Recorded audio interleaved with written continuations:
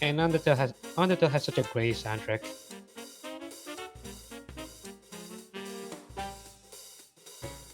Did you guys? Toby Fox has been that he's made a song for the new Pokemon game coming out. Really? Yeah, I heard. Yeah, I didn't hear that. he made Like, a did Nintendo- battle theme for it. Did Nintendo like commission him to do that, or did he just do it like as a fan thing and it's not like legit? No, It's legit. in the game. Okay. Can someone please buy me a Switch and Pokemon Shield? Please? What if I bought you a Switch and Pokemon Sword? I'd accept that. Well, I'm not doing that either. Oh.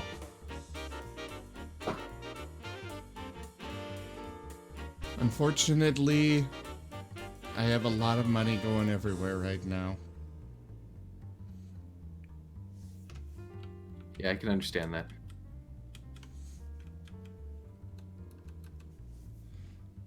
$250 of which is going to Tonshu High. Oh, come on, Zim. Did you really have to be so mean? What do you mean? I just read the notification. Which one? Raw Zim is live. We've been absent for a few weeks now. We're getting punished for saving Moriarty with a song. Also, we captured a pirate guy for a bounty.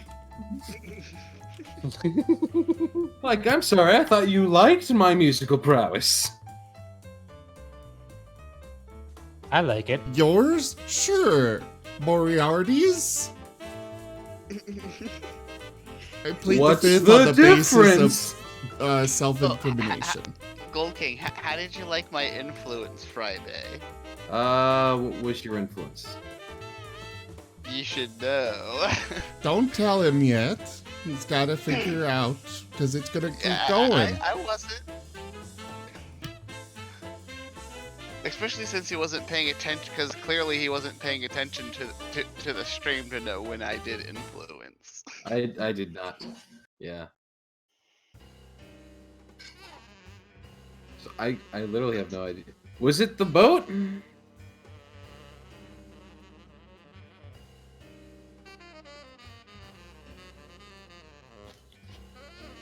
Was it the boat? No. Well, I know it wasn't the lore thing related to my character.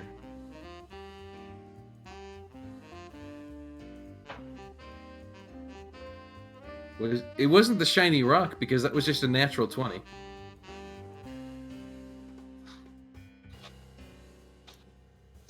Don't worry.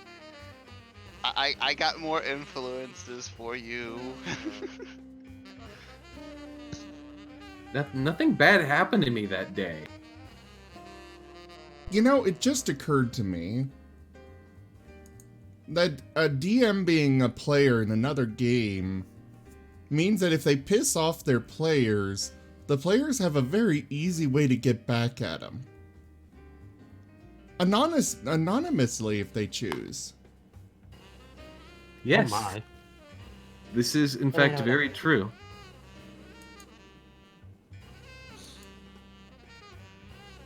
So, by the way, Get your in this- influence just $5. Step right up, try to hit the target. It's right over there. It's DM. Go on. $5. Here you go. All right, so today we're going to be fighting a mind flayer. I'm going to be killing all of your families. I might just kill the party as well. Craig has no family. I haven't even Craig has made. Kai. You can't kill Kai.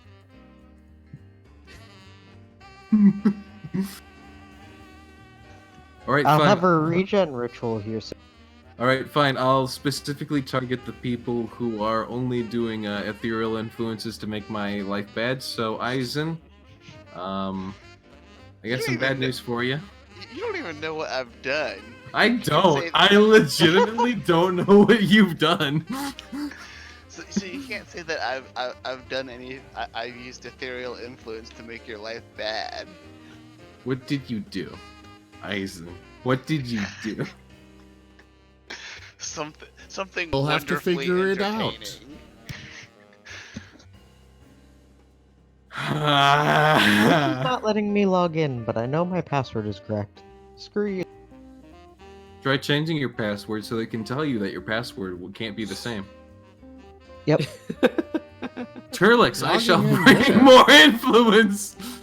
Turlix, no. Turlix, stop. Get your influence. $5. Hey, this would be a good time to beg Turlix to. This would be a good time to beg Turlix to spend $6 on that magical tutor.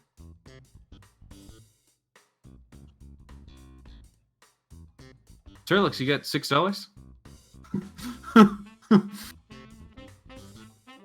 Zim really wants to teach Craig magic. Teach the stupid null magic. What could possibly go wrong? Oh no, he's bartering!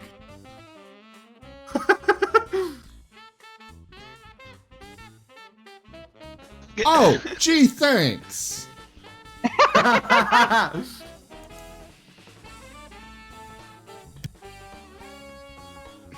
the hijinks ensue.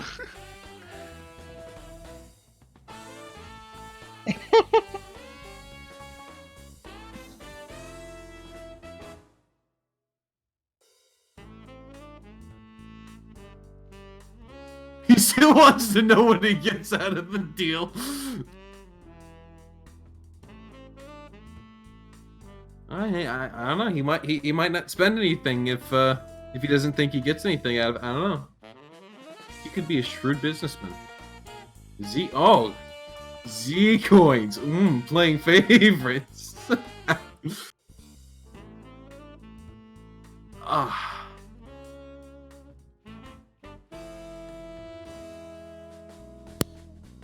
I'm almost at that 6-month sub.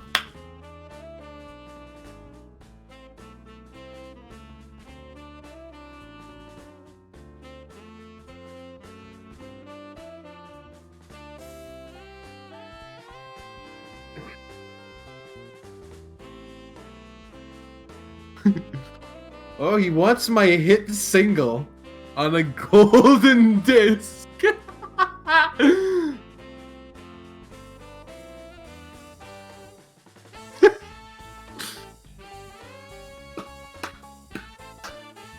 I like the way this man thinks.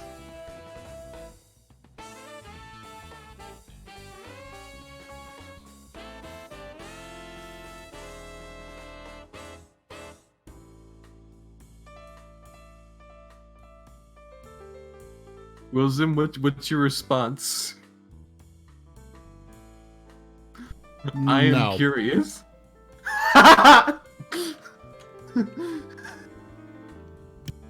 I'm sorry, Turlix. He hates me more than he loves Craig. Endowment.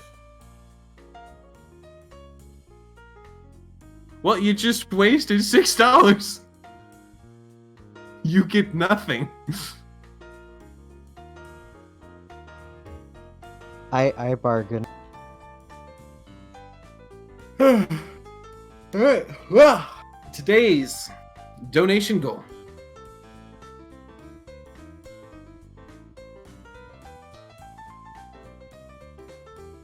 Today's donation goal has been met.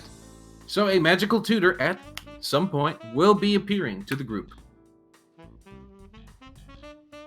Also, before we begin, even though the timer has in fact counted down, I would like to give a quick shout out to the artist known as Tev, or as it says on his profile, Teviara. I don't know how to say the name. Pardon me for butchering it. Otherwise known as just Tev.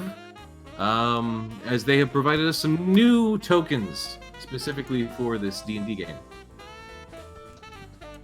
Awesome. You did pay them, right? I did pay them. Okay. I paid them and gave them a tip. Okay. He does very nice work, and I appreciate it.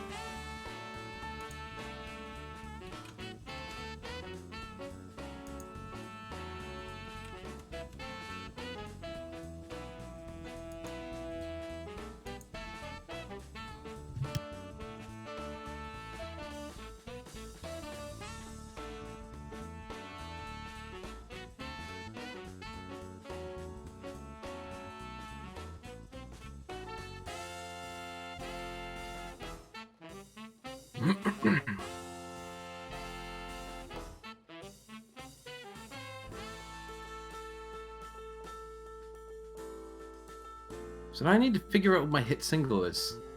Moriarty's got a lot of good songs.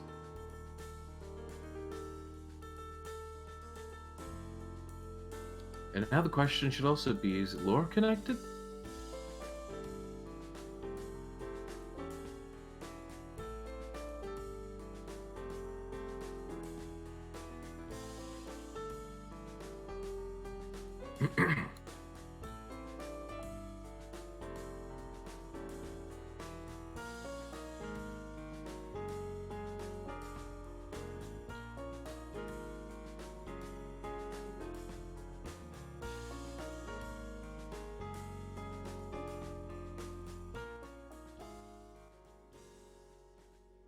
Alright, hello everyone, and welcome to the stream. I am Raw Zim, and this is Tales of Miraleth, Dungeons and Dragons. I will turn it over now to one that we all know, love, and adore, Crag. I was gonna say Craig, yes. Hello. I have no idea what's going on. Ah, You've that's got Craig to for you. recap. Last time we defeated some weird seaweed fishmen, and I remembered how to swim.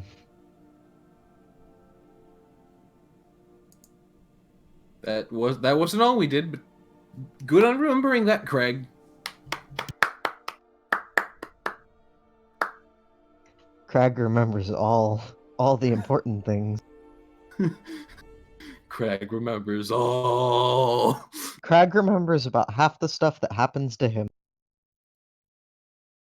This apparently seems to be true. You remember what happened after that, though? Nope.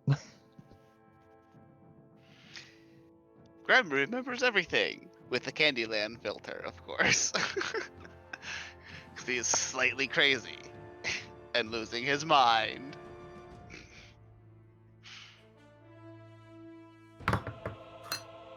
Who the...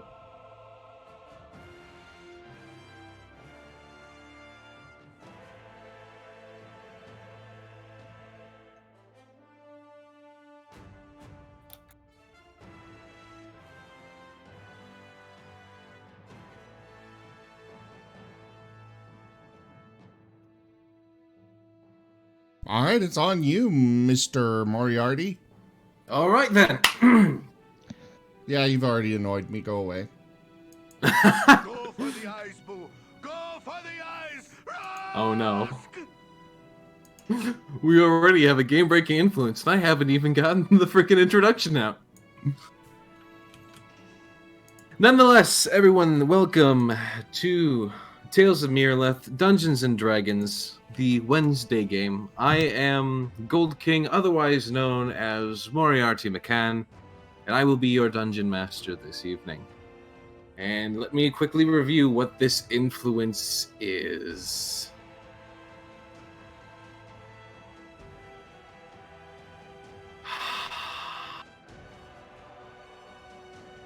No! That's a good sounding.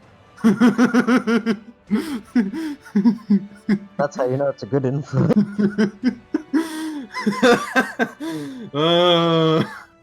We gotta do it. You are allowed to deny it. I am allowed to deny it, but I'm not going to. He did pay good money for it, and you know what? This is gonna be fun. So, before we can get to the influence... oh, God. You, as per usual, in the beginning of these D&D sessions, we always like to start with you, the viewer. As myself, as the Dungeon Master, I control the world and therefore everything in it. As such, I invite you to join us.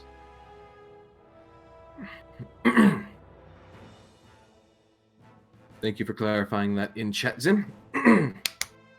So, for those of you who may be rejoining us, or for those of you who may be joining us for the first time, or may have had some broken up viewership, the last time you, the viewer, were with us, you were moving to Farah in search of Moriarty McCann, as you did know he was in trouble.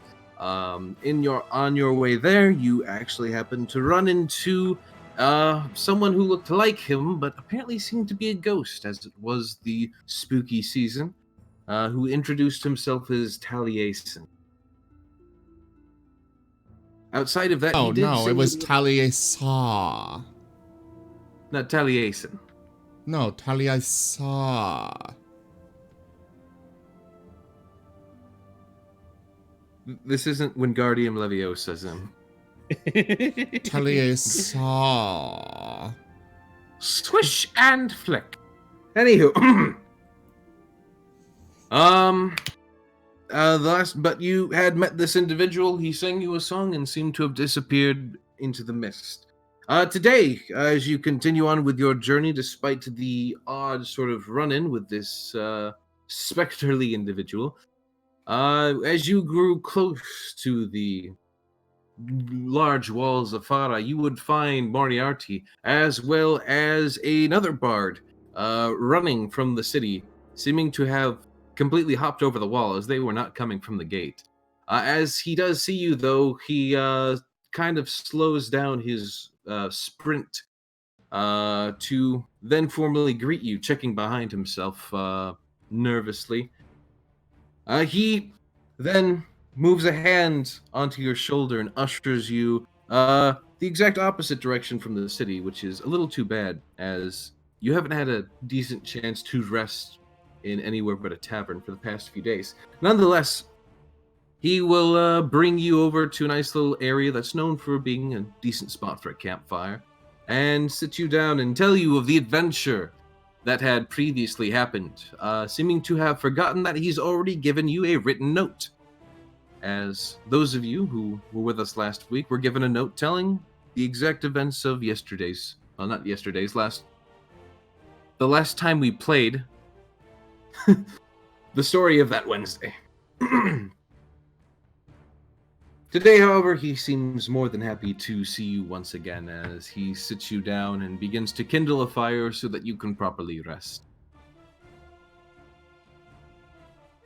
As he sits you down, he begins going over much of the, other small events and what the party may be up to next. He goes into details of how they seem to be wanting to get back the crown from the individual known as Twilight, the thief apprentice of one such individual named Midnight, who is a famous name in these lands. Famously known as a great thief, on rare occasion an assassin. What his true motivations is, no one truly knows, but he's been around long enough that I even have a song for the man, he says as he starts to tune his lute, seeming a little bit worried about it as he's not been able to use it for a few days.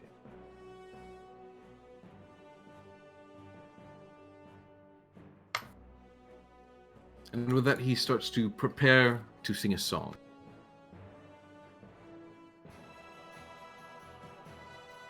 Azim, if you could cut the music at an appropriate time. You This is want very me nice to music. stop playing Baldur's Gate music? Yeah, I know, it's really good. Just is like pause the it best. and play it. Pause it, then play it the moment I finish Okay, singing. I'll pause it and then play it. pause at the moment I finish it because it doesn't. It's not the same mood as my song. We are finishing this song, then you can sing.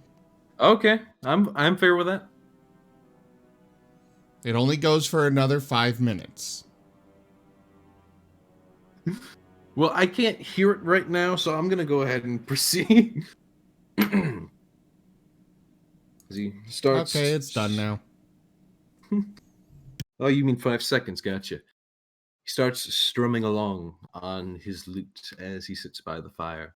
Softly crackles as the wood slowly burns. Misty night over the kingdom. There's no light that shines from the moon.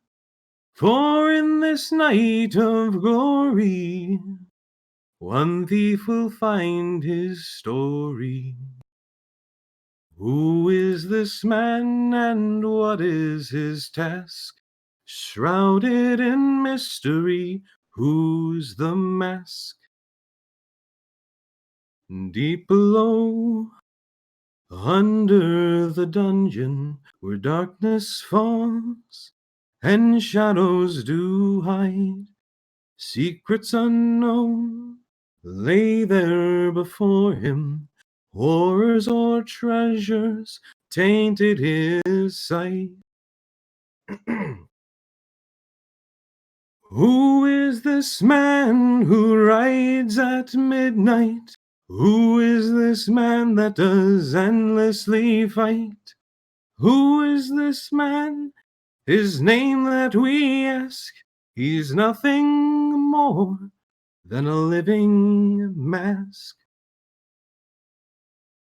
So now he seeks freedom or vengeance. No one knows his true intent.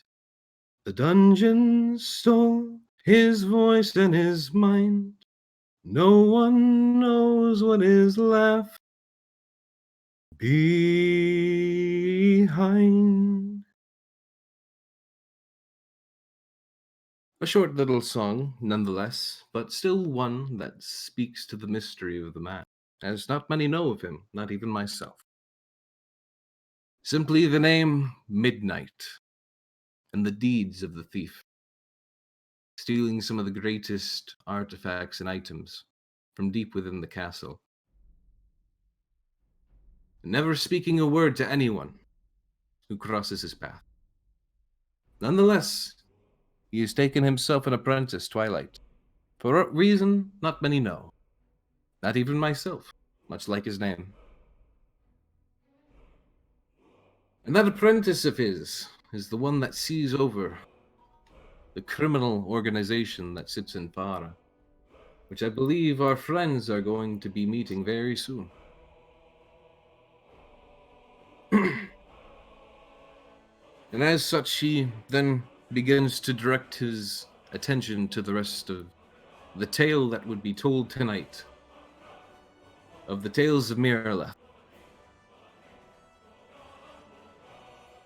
As we did last leave the individuals, they had recently finished up in a tavern in which there was much merrymaking and rejoicing, as two individuals brought both of their families under the pretense of great wealth having been achieved. But amongst them was one such a pirate that was captured, having previously taken Moriarty hostage. Now the party has yet to return to pay off the debt of the thief Delphine with the gold that they were so graciously given. But it is up to them if they decide to try and steal back the crown as well as anything else they may try to do in the city of Farah before they leave it to their next destination on their long journey. Well, Risvorn got his book, so he's happy. Indubitably. You were lucky that Cityr came in and just gave you money. But I believe all of you were left sitting inside the tavern, deciding what all you were going to do. Last you saw, Moriarty was being chased off with Rembrandt, the other bard, uh, by several guards. But other than that, you do have one prisoner that should fetch a fair amount of gold. What is it that the party is doing next?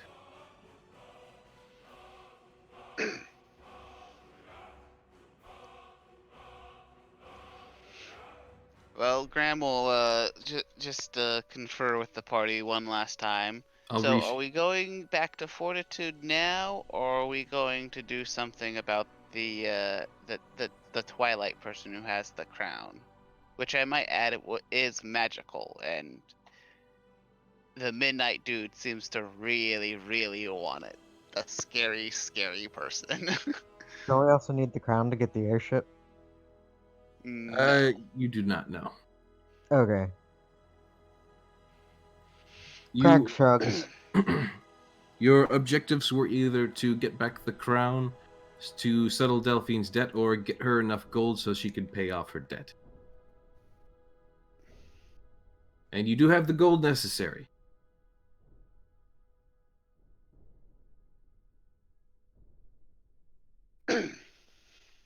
I'd rather Yep. keep the gold, so let's go and get that crown back. All right. Sounds good, says Craig.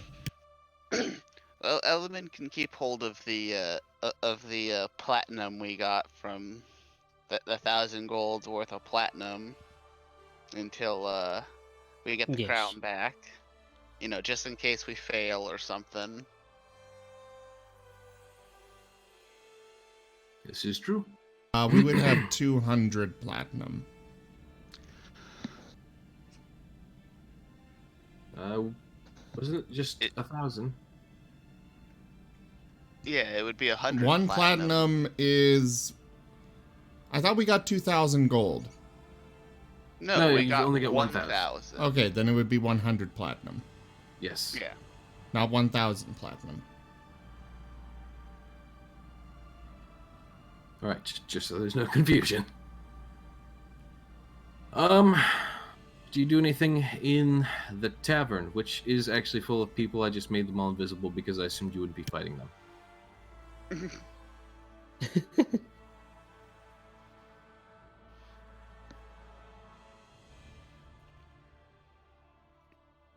Craig is making sure he has all his things and getting ready to go.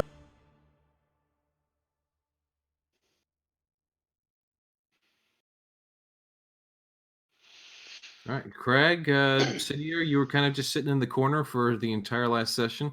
So I assume you're ready to go. I assume. I don't know. I could be wrong. I'm sorry, not Sidier, Zyre. Blech. Yeah, I'm good to go. Graham, Merciful and Element, yeah, if you're all set, we can go ahead and move. Graham would like to bring up a point. If we're going after the crown and this Twilight person, can we?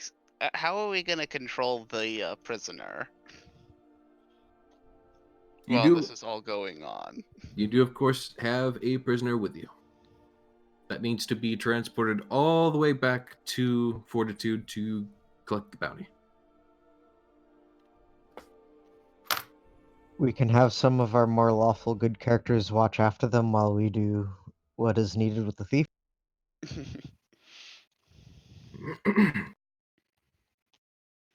Support this notion. Cydia would be a good person to watch the prisoner. Sidier goes fine, and then just goes and stands by him and glares at him. That and Snowy's perched on top of the Kenku's head, so him running away is a little bit unlikely, as he's literally has a living alarm system on his head. I just now imagine like he tries to run and then Snowy just like unhinges his jaws like eh, eh, eh.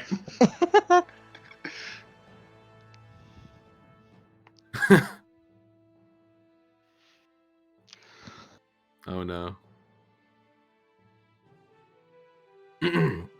Anywho, to continue. If everyone's ready to go, we can go ahead and move out to the outside area. I will go ahead and share it. Nope, that's the wrong map. Nope, why did that select? No, stop. Everyone. Ah! Nobody panic. Are you sure we shouldn't panic? Yes, probably. I don't know.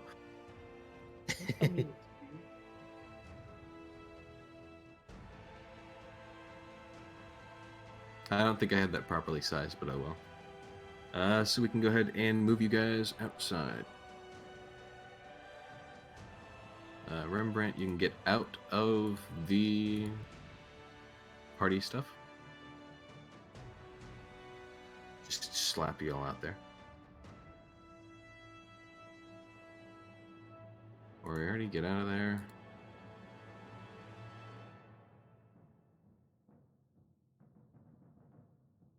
Alright, I think that's everyone important. You know. I didn't mean that. I literally just forgot you were there.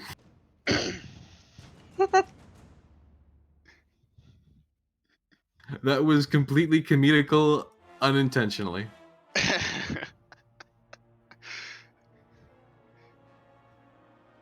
You know, just because I use influence on you that you don't know why it happens. Or what it was even for. Again, it was legitimately unintentional. I'm sorry.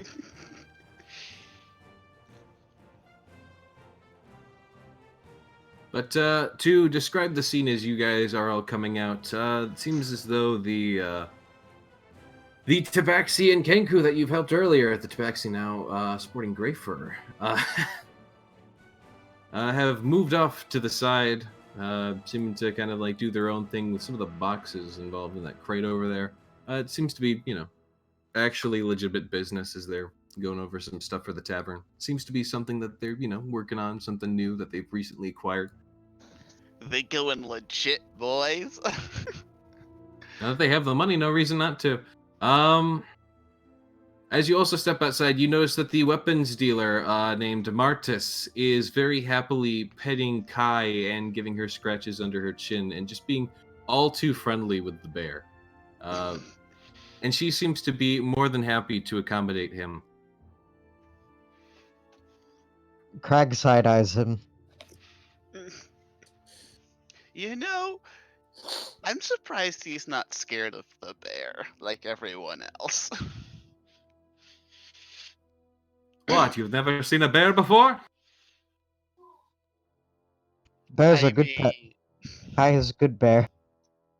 Bear's a very good pet, yes. I wish I could keep myself a bear. well, there's plenty in the wild. What, you mean tame one? No. I'd rather have one, tamed for me. And then feed it plenty of meat. But then again, that is lots of money. I'm an arms dealer, not a butcher. I hunt for my bear. Well, if you've got the time for such a thing, it must be quite luxurious. Graham remembers the price of like a meal possibly being a silver, and then remembers the price of many weapons and armors,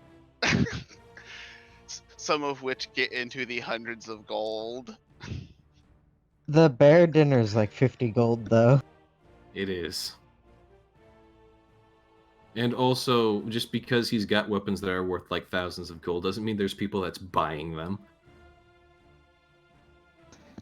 As Then you he's do, a bad weapons merchant.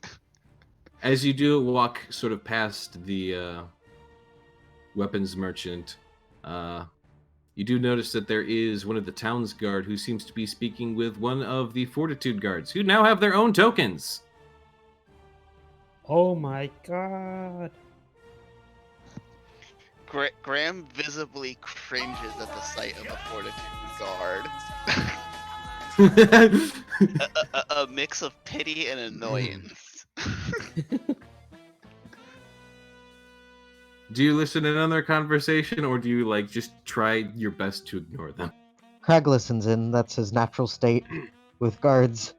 Yeah, Graham's gonna.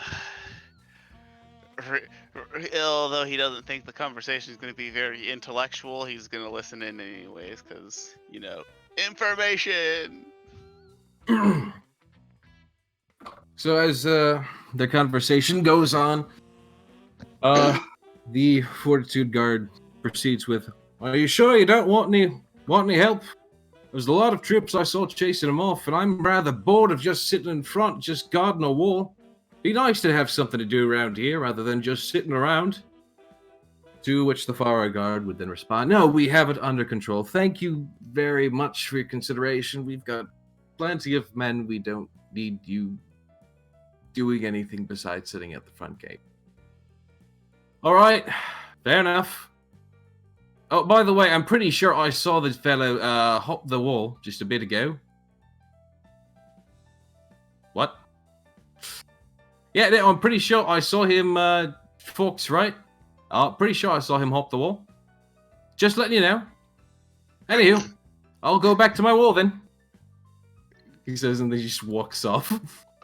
Graham is very internally like, how are these guards?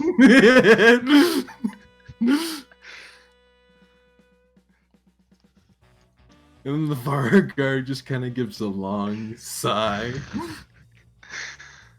Graham appreciates that he's not the only one who sees that the fortitude guards are like literally insane.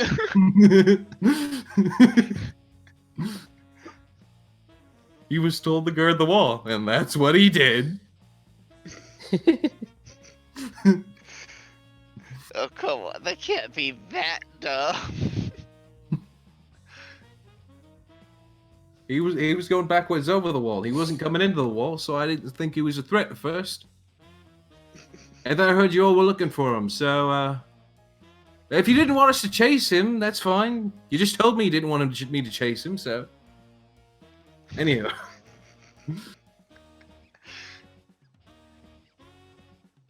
Graham continues on with life.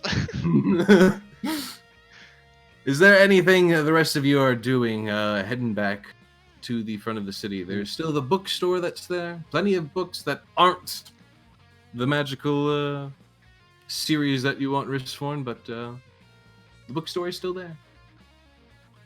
No, As well as Marcus. Riftforn is happy with what he's got. Alright. If there's no further interactions that's going to be happening here, if you're just going to be returning back to the front gates, we shall then go ahead and swoop.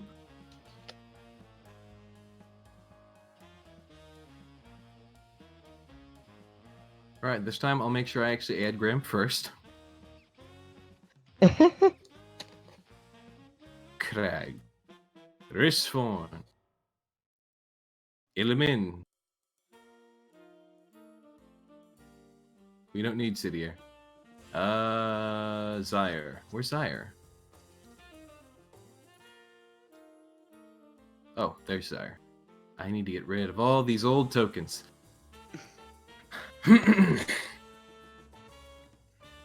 As the lot of you head back into the front gate area of the city, you know the criminals are around here somewhere. You don't know exactly where, but seems much of the same stuff was going on as before. We haven't actually been gone terribly Graham long. is just looking for like the shadiest, most dangerous looking person.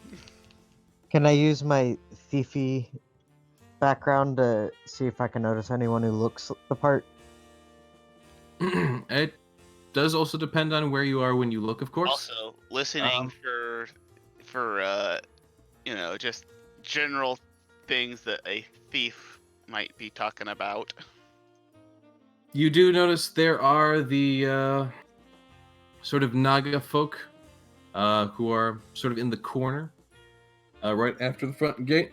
It's uncertain to tell if they're menacing or not, as they are, lizard people, and they do seem kind of out of place here. And all of them do seem to be carrying light armor and some weapons, but, it's kind of hard to tell what they're doing here. You also do see the various Dragonborn around the singular Dragonborn, though. For those of you that recall, they did seem to have a sort of legitimate guild, so although they look to be something, they are definitely not, or probably not thieves. Otherwise, down the main hall, there seems to be, the main road, there doesn't seem to be anything really terribly suspicious going on, just individuals. A new map caller is calling out the map, this time a sort of dog folk, who seems to be sporting his friend next to him, a blue dragonborn.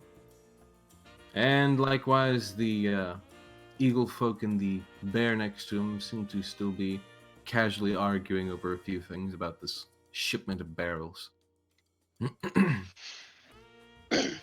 I would like to know what the bear person's reaction is to a wild bear. Does he speak bear? No, why would he? Because he speak is rabbit? bear. Well, bear is not a language, though. Also, I need to put Kai on the map. I don't know. I think Graham might be able to speak rabbit. But rabbit isn't a language. Yes, but a wild rabbit would have a lot of similar body language to a anthropomorphic rabbit. Roll me a nature check.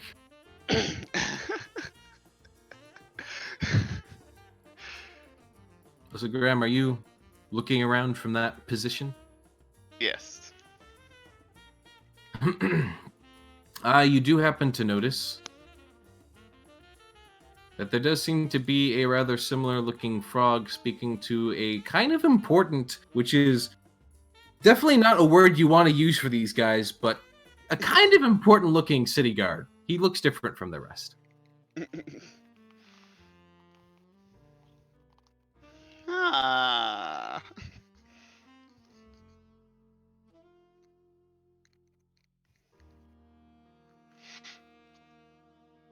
What the heck is this? Why are you hidden?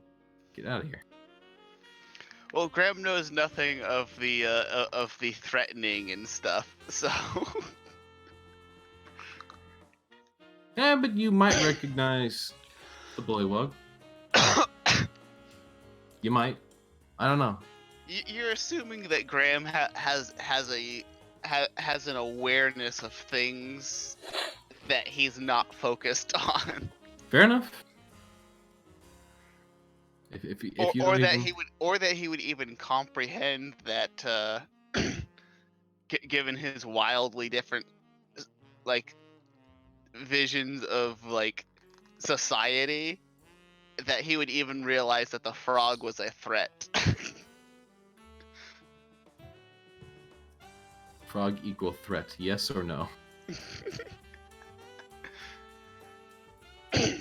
Anywho, you do also take notice in that kind of sort of band of thugs to the direct north, who seem to be hitting with a rather, like, bull-faced mastiff. Like, actually, like, look at that thing. It's got some chompers.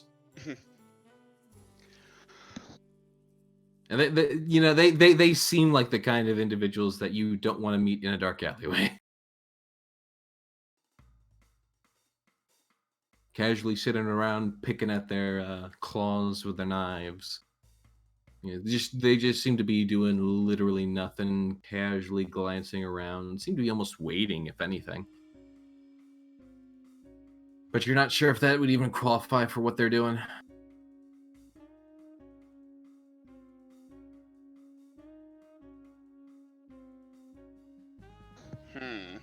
Well, Grandma's gonna wait here for the rest of the party. All right, rest of the party. Are you going to join Graham? Yes, Elemi is going to join Graham. Zyre went ahead and moved their token, so I'll take that as a yes from Zyre. Ristforn and Craig, are you guys doing anything in particular? Craig, you so far haven't spotted anything except for what I have described for you. You have Craig not is- yet. Crag is following the bunny, and Kai follows him, giving a look at the other bear, the anther bear, Right? and a soft greeting bear grunt. Meh.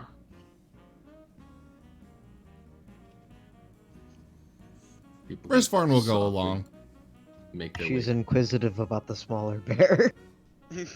Small bear, but stands on 2 legs instead of 4. What is this bear? Is this a bear?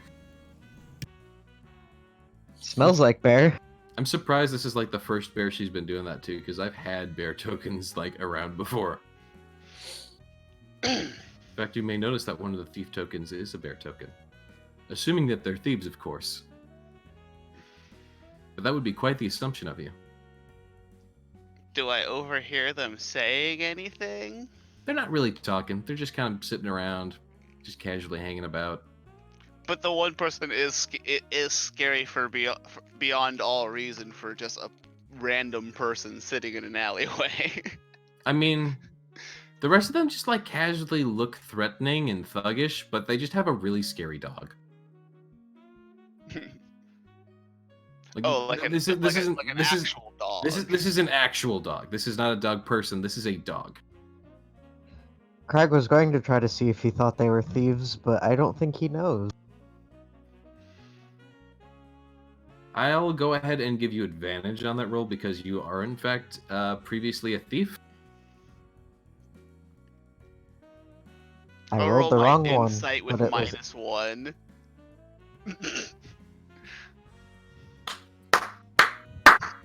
You guys don't know anything. These are just some Crag guys. thinks they're good friends because of that one. He waves happily at them.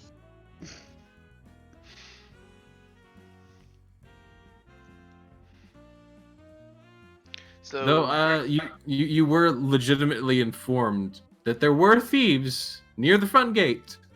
So I guess it's time to start going around and asking people who are thieves.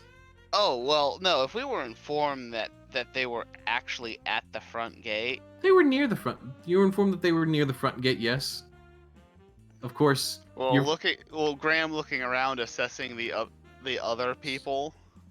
He's going to go with the thugs hiding in the back of the alley. Right. Okay. I mean, that would just be his decision, regardless of what their intent might be. Okay. You may go ahead and proceed. Graham's gonna be like, those guys look like they're trying to avoid people. Craig, Zyre, and Ristforn, go ahead and give me a quick perception check.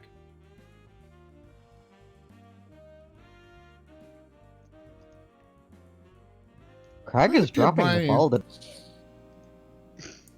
Okay.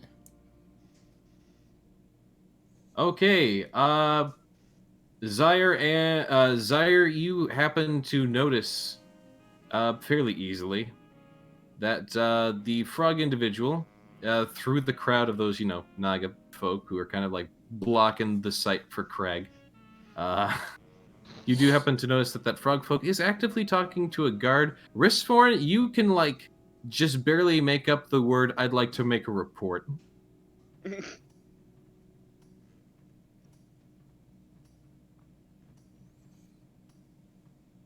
And on top of your nat 20, you're pretty sure, like you're 99% sure this is about you guys. And the whole, he was there when you made negotiations to smuggle the crown out of the main city. Well, he didn't know what we were smuggling. We didn't even know what the hell we were smuggling. He knows you were smuggling something, and now that there's some very rich people in Farah, and now you're in Farah, and he's like, I'm suspicious. I am very suspicious. Ristforn's gonna wander down. Hello there.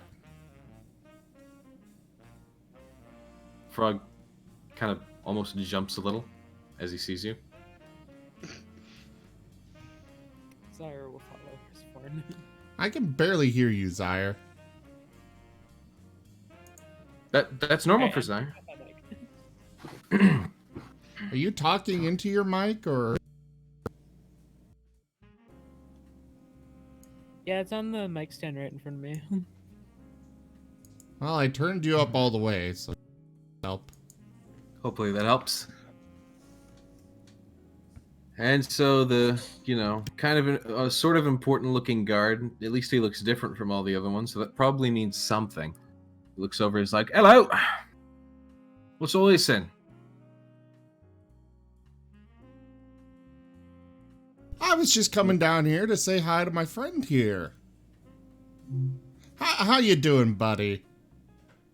We should really go grab a drink real quick and catch up.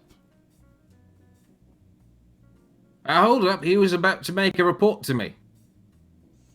Oh, were you?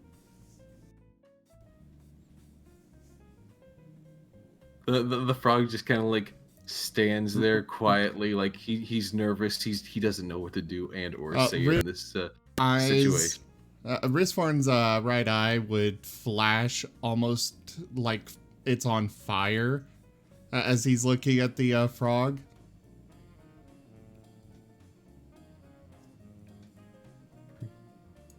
What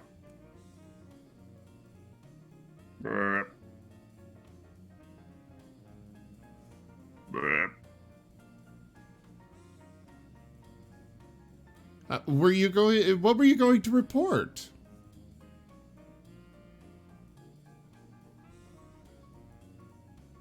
He just kind of tries to casually sidestep around the guard.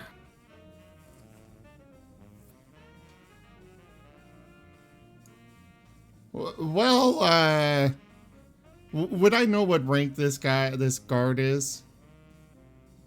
You've never been He's to like this? a captain or something.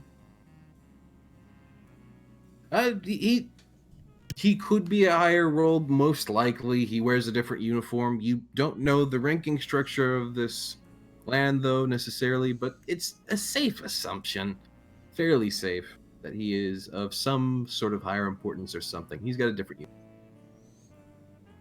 All right. Well, Captain, I guess he doesn't have anything to say. Convince him the frog is crazy. 1 second. Go ahead and give me a deception roll. Who? Risforn. I like how no one is taking the very obvious route to use the king's name that's on our papers to our advantage here. Yeah, this is more fun. Risfarn doesn't respect the king so much, but he will use it if he has to. Graham probably would have been like, we helped the smuggler so we could track down the person who stole the crown, but he's not there. Risfarn prefers to go this route instead.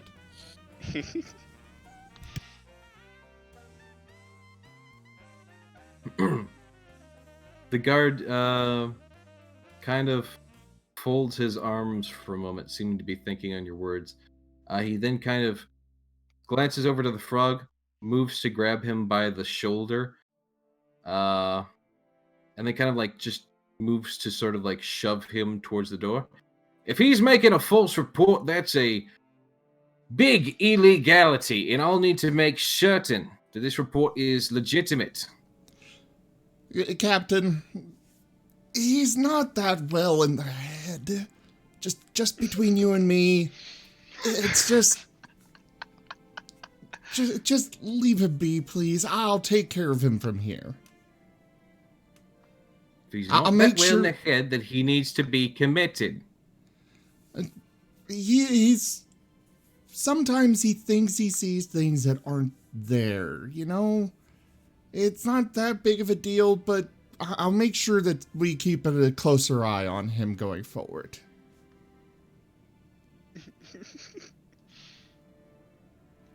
The guard looks over to the frog, and the frog just kind of quickly shakes his head. Bro, Oh. I'm just going to see what he may or may not have seen. And if it's something to worry about, then we'll run a little investigation. If it's nothing, maybe he did see something that was real. How do you know? He hasn't done the report yet. Risforn will sigh. I didn't want to pull this out. Risforn will pull out his paperwork with the king's signature. I am here on official business from the king. And this person is a person of interest. We're trying to keep this on the down low. I'm sure you can understand, as this is a deep operation. If you would please be so kind as to forget what happened here and move on, I can take care of the king's business, and we can all have a happy day. He holds his hand up for the papers. Risforn will hold them out. He moves to quickly read over them. And I would like to know what the frog's face looks like at this moment. Basically that. Just the token ever so perfectly constantly captures the perfect expression of his face, which is like, Can we keep the frog as a pet? Can I accidentally turn the frog into a small toad that I can keep as a pet? You can possibly do something.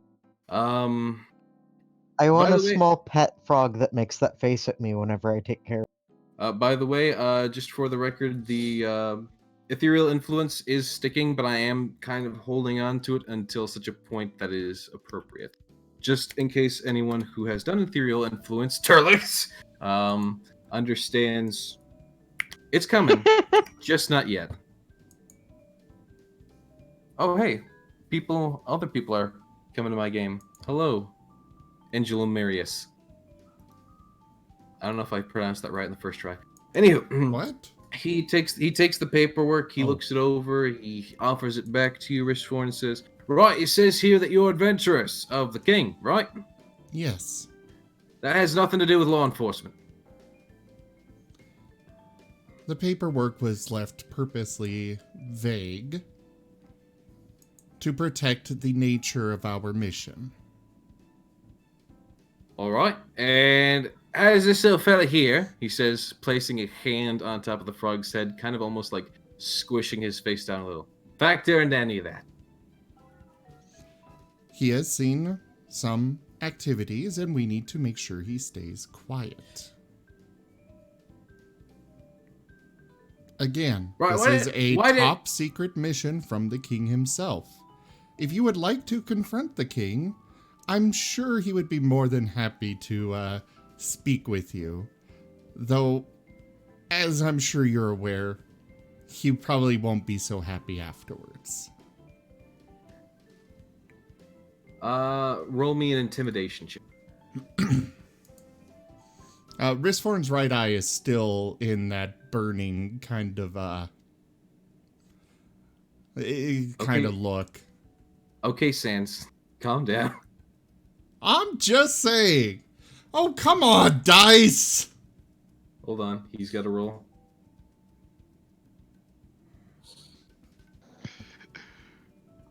You're rolling like Graham does for intimidation. No disadvantage, has a really high modifier to it, and still manages to roll crap. Except I do it every time I roll intimidation. I always prefer the if the person role plays well, then they either get a bonus on the roll or don't need to roll at all. Yeah, normally I'd go with that, though he has, well, I'm not going to tell you what he has or has not figured out yet so far. But normally I would let the roleplay be enough, but this does require some rolls due to the kind of social behind the scenes that's going on. Also, this is probably one of the guards that isn't fully incompetent. I know it's shocking. Anywho, He's not a clone. the guard kind of gives a soft wince and a hum, seeming to think things over at such a mention. And then gives a slow sigh. We don't need to pester royalty with this, I'm sure. But at the very least, perhaps you could step into my office here and explain things to me. It's not like I don't work for the king myself. He I says understand kind of, that you do, but there is a reason the king gave us this mission instead of the guard.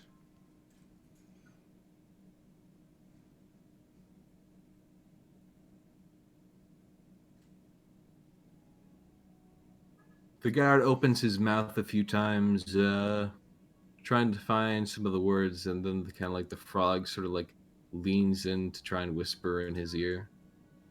No, you come over here. Risforn will pull the frog back. You and I are going to have a very intimate discussion. Pet frog. The frog fairly easily, I'm not even going to require a roll for that, he just kind of like is pulled away and it's like, hey! Captain, while I respect your authority and what you do here, this is not a matter that the guard should be involved in. And the less people that know about our mission, the more likely we are to succeed.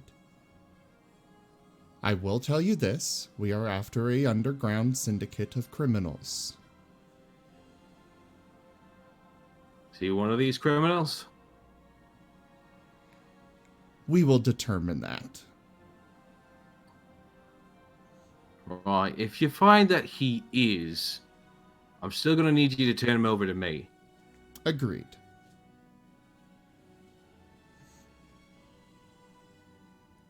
Right then.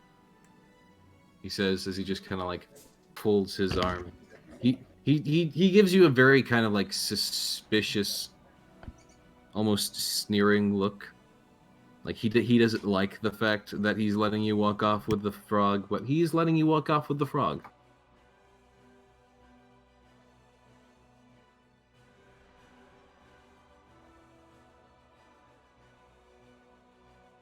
This is definitely not how I expected this session to go. No, it is not. Risforn is going to not so gently guide the frog down into over into this alley, keeping an eye out for anybody else that might be around. Graham just watches everyone disappear into the opposite alley, and he's like, The guard captain like casually moves to like stand over here and lean against the wall, out of earshot, but he's like clearly intent on watching. Make sure you don't mug the frog. Basically. My map disappeared for some reason. Can you reshare it? Certainly. I must have accidentally closed it or something looking for my sheet. Thank you. So Craig while the talk is going on, Craig, you're moving down to speak with him? Yes.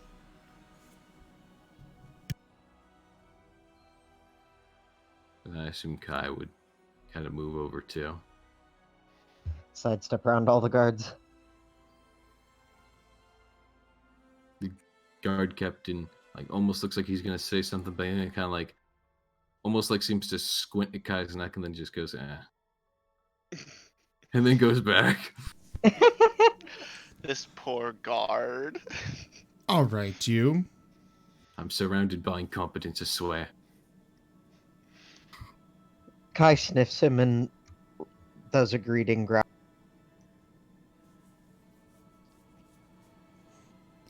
All Kai right, is curious you. about the card that looks different. Risforn talking to the frog. Right? What we true. We are here on a very secret mission for the king.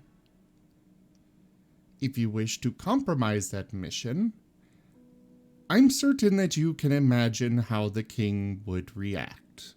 Can't you? He just very silent, like glancing between, like you don't know if he's listening or if he's trying to calculate like his best way of like trying to book it. I would highly recommend that you pay attention, because I really don't feel like killing an innocent bystander.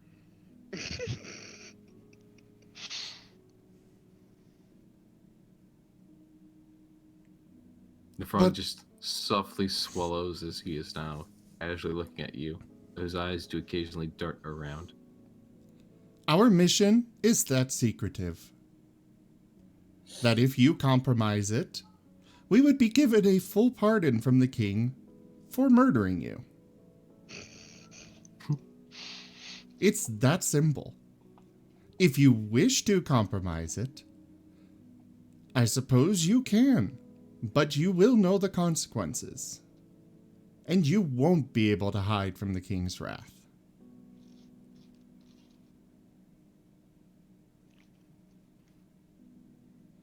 His Do I knees are make myself trembling. perfectly clear? His knees are trembling a little, but he does manage a sort of shaky, hesitant nod. What I told the captain is true. We are here on a mission, a very secret one, and I would really appreciate it if you kept your mouth shut until at least after we have succeeded.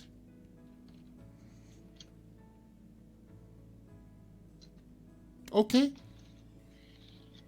Frog just kind of nods again. Risford's got this creepy, friendly smile on his face all the while he's talking about this. His throat does that sort of, ballooning thing before it goes back down. Like a little nervous reaction. Now, I would like to hear it from you. Are you going to keep quiet while we do a very important mission?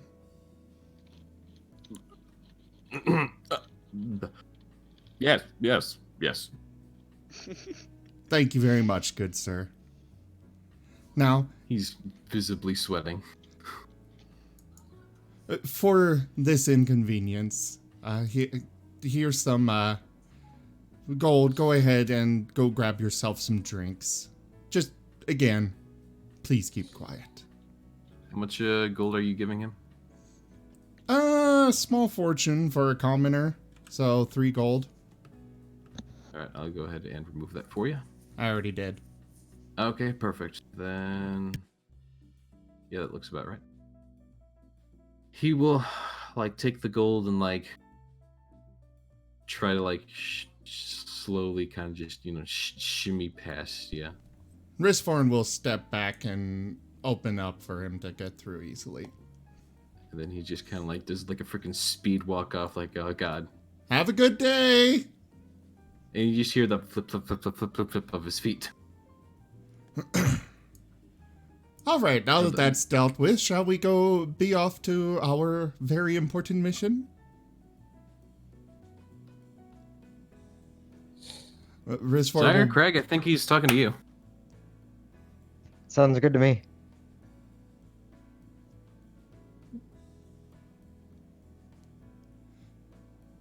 Risforn will stop at the captain and smile, giving him a respectful nod before making his way up to where he needs to go. Captain nods once back at him. He still seems suspicious, but at least a little bit at ease. You didn't murder hobo innocent person in front of him. There are better Basically. ways than murdering. Usually. Usually. Using magic to get a pet frog. All right. Risford will make his way up to Graham. All right, so what's the situation here? Well, those guys seem the most suspicious. But wait. What were you doing down there? Oh, it's nothing of importance. Just dealing with a loose end.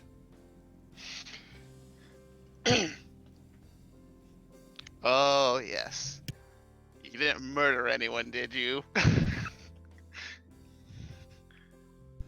Of course 'Cause not. I probably could have done it. I probably could have done it a lot quieter and less noticed than most people. The You will Ministry of also notice Magic that- does not require to murder anyone to get our responsibilities finished. All right. Excuse me, gentlemen. Hello, good sir. Couldn't help but overhear you talking about murder. Is everything all right? Oh yes, we didn't hurt Yes, anyone. we're hunting criminals. Graham, Oh. that is secret. Dangerous Please ones. do not spout it out to everyone. Well, we didn't say what criminals. For all he knows, we could be like hunting. Risform down, will like- reach out and put his hand over the rabbit's mouth. No, I didn't say that wasn't in character. I'm just saying, like Graham was like Oh. literally they could be he could literally be like we're bounty hunters, you know. No one's gonna question that from adventurers. Every adventurer is like partially a bounty hunter. They're always looking for like criminals and shit like that. You know, normally that kind of work is for the gods. And you go from city to city, hunting these people down on a daily basis. Well, every city should have its own set of gods. Yes.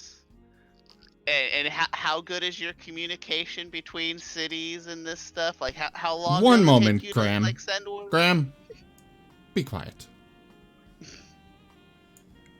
Sir, unfortunately, we have been hired by the king himself because there is suspicion of dirty cops. In addition, What's the- your authority is restricted to this city, is it not?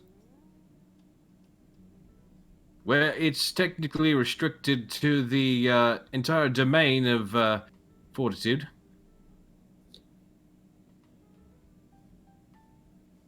Most of the southern peninsula. And would you be wanting to travel from Fortitude to here and back again? It's already part of the job. I don't think so. Really? We have been did you- hired by the king himself to carry out a task. I would ask you to kindly forget what you've heard and go back to your station so we may work about our task as we are required to. Risform Well, how do I know- will gesture towards the captain down there. We have already spoken with your superior down there. We have already been given the green light. So, please, go back to your station. Why would light be green?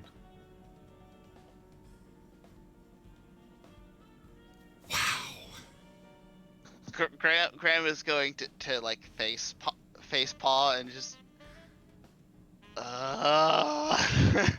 As you both start to believe that this guard is incredibly stupid, you would also both realize that traffic lights aren't a thing that exist. In fact, you don't know what traffic lights are either.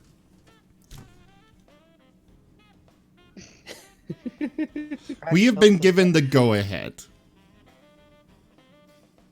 Alright then. You go ahead then.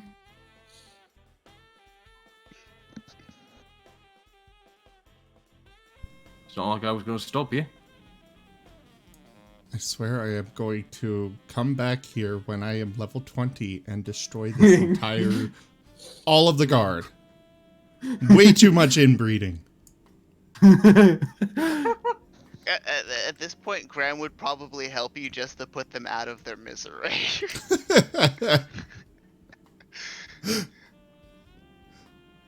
Crag, you coming? Yes. Great. Hello? Yes, Hello? Is Eldon Hello? coming as well? Hello? Hello? Hello. Hello? I forgot the controls for the map. Don't mind me. Oh, by the way, here is the... Actually, I'll just tab the Kenku with Sidier, who is also not here at the current moment.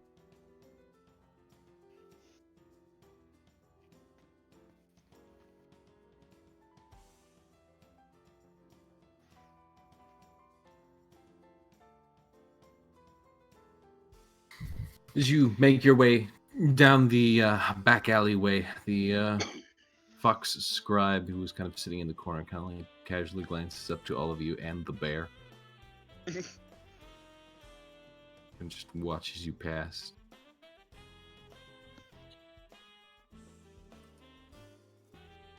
As you walk up to the individuals who are kind of sitting around, who all kind of start to like either stand up from sitting or stand away from walls if they were leaning. The dog kind of like casually growls at you.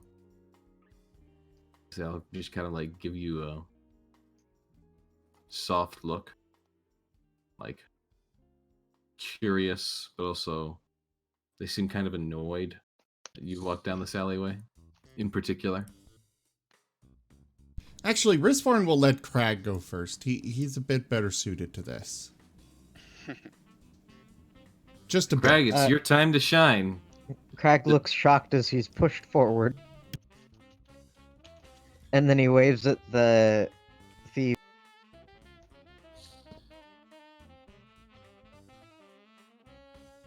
He says, I hear you're the people to come to if you're looking to buy certain Certain what? things. He's just being subtle about it. Right, the cat here softly crosses his arms, stepping forward. Right, what are you buying?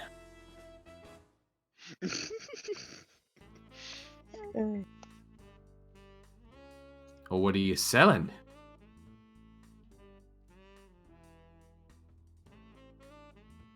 Kind of leans in, glancing Craig over. Do we as a party have anything that might be kind of interesting to sell or that we could bullshit? You got the whistles, you got a diamond parrot. You have quite a few things, I'm pretty sure, if you all check your inventories. Craig says, I have a diamond parrot. I'd be interested to see what you have as well.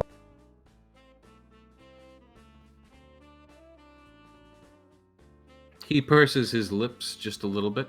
I've got some tools for some specific jobs, we'll call them. Some special pens and ink, of course. A few little trinkets that have not been misappropriated. I'd be curious to see some of these items to inspect myself. Oh, sure. Come, step over here, please. Just you. Not them, just you. He says he kind of like gestures you over to his corner. My otter happens to be an expert in some things. Can I take him? No, one at a time. Only one. Alright.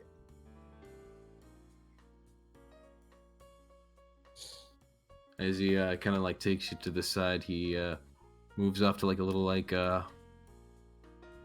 he moves to the wall and he pulls out a fake brick and casually glances up the wall to make sure no one's watching down or anything. And once he seems to be assured that the coast is clear, he starts pulling out some stuff. He's got some old necklaces, some rings, some jewelry, of varying value. None of it seems particularly special, though. It's, almost dusty. due to the way that they're storing these.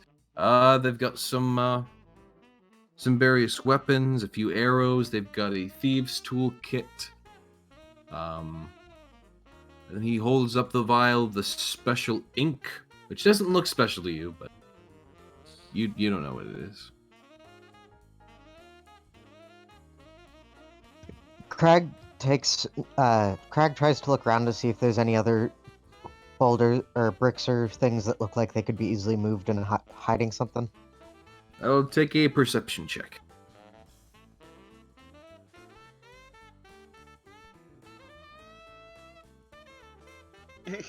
Craig, you're getting the big oof today. He must yeah. be hungover or something. He must be. I don't know if you drank during that party though, but yeah, no. Apparently, as you just kind of like stare at the bricks, they look like bricks. Bricks remind you of bricks. Craig goes back to investigate the inks and the thieves' tools to see if there's anything he doesn't have that would be interesting. Well, let's take a quick look to see if you don't have. I think I have thieves' tools. You do have thieves' tools, so you basically have exactly what he has. Alright. Craig gives him a disappointed look. Is this all you got? I was hoping for something a bit more interesting given your reputation. What was the other thing? Oh yeah, he pulls up the little vial of ink. Well, the more ink well thing that he has. It's glass. Says, well, this thing here, can make anything you write down will go invisible after about 10 minutes of writing it, something like that. And you can't see it ever again. It's good for being discreet, he says, kind of like winking an eye as he says that. Or it's, very good for messing with business ledgers, but that's, would be completely illegal, of course. Craig rubs his chin. It's not really my line of work, so to speak.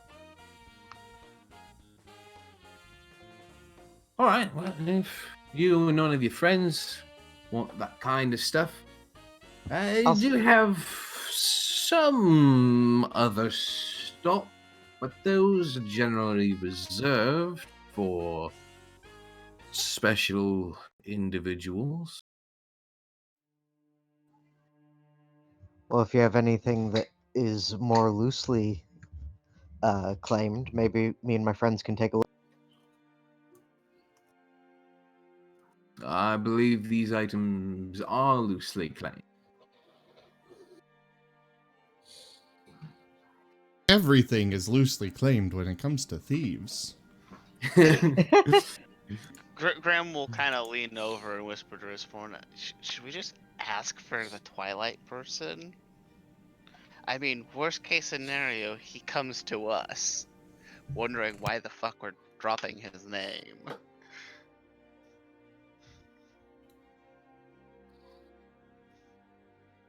No, let's let Craig do their work for now.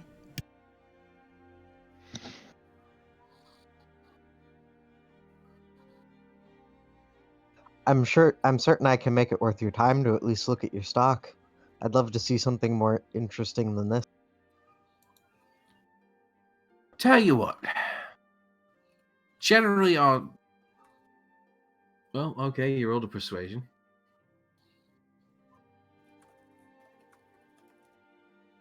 Alright. He nods his head back and forth a bit. What are you offering?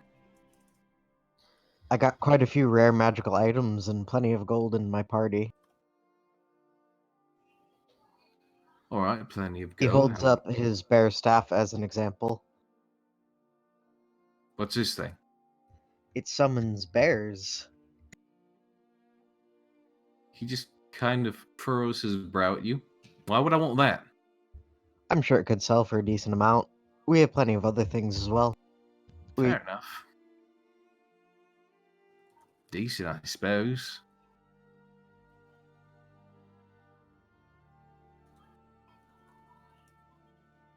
It makes a fantastic distraction. And you're going to give me that just to see our wares? not to see it. I'm showing you what we have to offer. If there's anything of interest. I thought you were paying me to show you our special wares.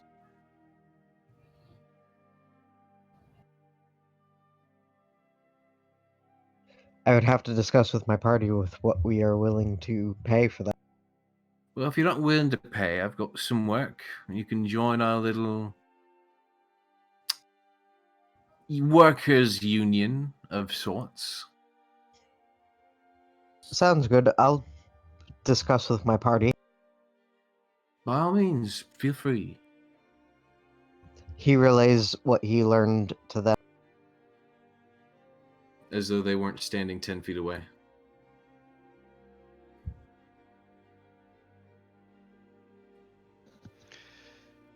Well, this doesn't really help us.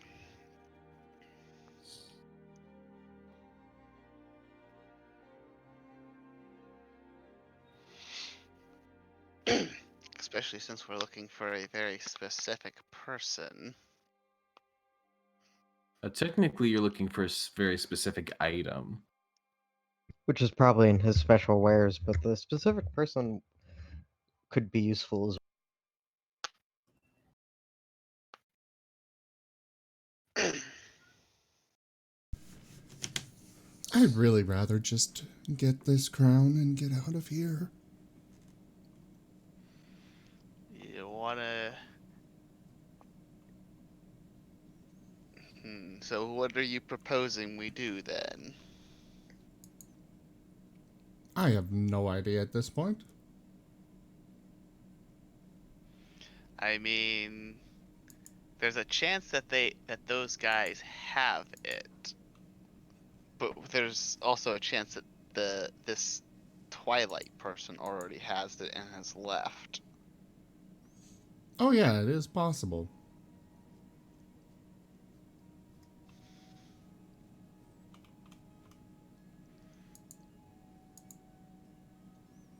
I really have no idea what to do out of character here. I'm surprised some people haven't done certain things that they constantly do. I have no idea what's going on. Like what? Give us a hint. Graham normally likes to detect magic and everything. Well, that's always up. Unless you want to micro. Unless you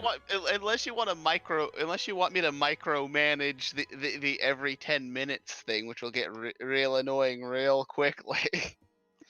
Graham, I'm basically going to want you to tell me if you're looking or trying to notice magic, because I'm going to be honest, it is hard for me to keep the mindset of you just have magic eyes. It is very hard for me as a DM to keep that mindset. Okay, as you cast Detect Magic, you do not see anything, but you know that in a 30-foot radius of you, there is, in fact, something magical going on.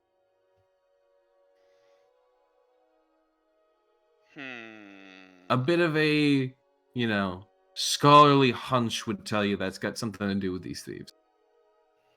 Maybe even something to do with the wall. Maybe, who knows? Crag is as ever oblivious. So I can't tell where the magic is coming from? You cannot.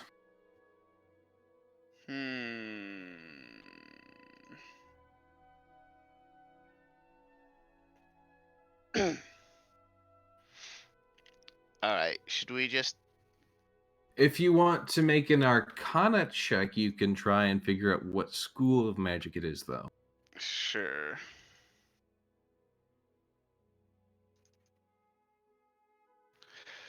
For fuck's sakes. That's a big oof. Guys, I need you to get good. Tell that to the random number generator. Yeah, we've been doing great. It's just you requiring rolls and the dice are not being friendly tonight. I know they aren't. I'm sorry. My apologies.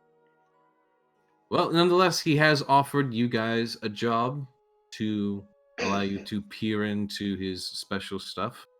If you are completely stumped of anything else to do Do- outside of, there is something magical going on here. You're not certain what it is, but you definitely detect magic in this area. I should be able to see like a general location. Like if the magic is coming from the wall, I should be able to tell that it's coming at least from like a general area. But it's not coming from the wall. It may be getting cast on the wall, but it's not coming from the wall. The wall is not the source or eminence of it. Is it just like a magic fog as far as seeing it? Sort of. Like- It is. It should be part of the actual rules of it. It says I see a faint aura around any visible creature or object in the area that bears magic. Yes. You do not see whatever this magical thing is, but you do know it is there, basically. All right. Graham will like move over here and kind of try to take a peek at the wall. Okay. As you kind of like give a glance over to the wall, the badger kind of gives you like a shifty look, like, "What are you doing?"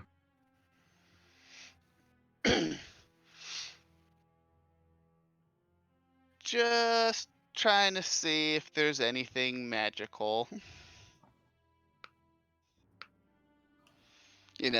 Things that might actually be worth time and effort. The badger just kind of gives you a sort of sour look and then kind of like moves to softly push you back. Nah. Does he actually try to push Graham? Yeah, he actually tries to physically push you back. Like, nah, this is our corner. Hang on. Graham doesn't have Snowy with him, so what would it be to shove the badger back? Strength check. Alright. I don't think I'd be able to do that. Graham's going to try to resist being pushed. No! You do in fact fail, and you are like pushed back 5 feet. You did still get a kind of glance at the wall. As far as you can tell from that kind of like moment of glance, you didn't get a terribly good look to stare at it, but like, you did get a glance, and from the glance at least, you didn't see the normal magical aura that generally comes from you seeing stuff. I imagine it's purple for some reason. Graham, If you want magic items, you gotta earn them fair and square. You can't just peek at our inventory like that. He says, then he like backs up, folds his arm, glares at you. What do you guys want to do about this? I do sense a fairly I do sense some magic, so I think it has something to do with them.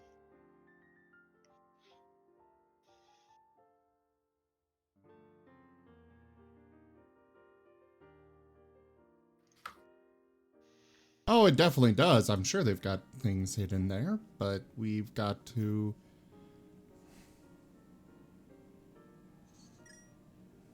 Would one of you like to check out the stock that they have for sale? None of it seemed pretty interesting to me, but I also can't see magic.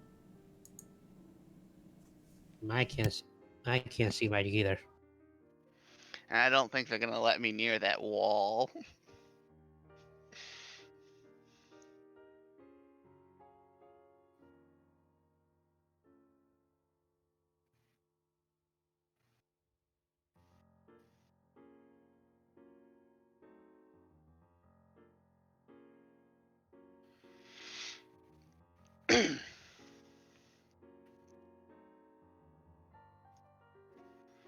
Well, what are you guys all gonna do?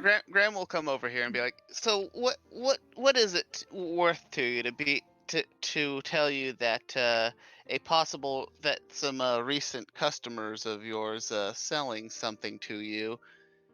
The reason why they were able to do so was because of us. He squints at the rabbit.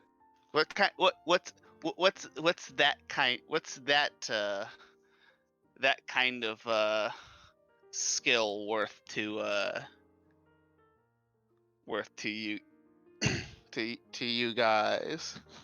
Well, if you've certainly pulled something like that off, something that I believe I know exactly what you're talking about, the cat says as he walks up. I believe that you could do something quite similar. In fact, probably a million times easier. Right?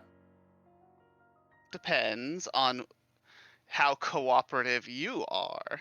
I mean, after all, if we either get something or we're friends. Of course. You just nick something for us and we're all friends here.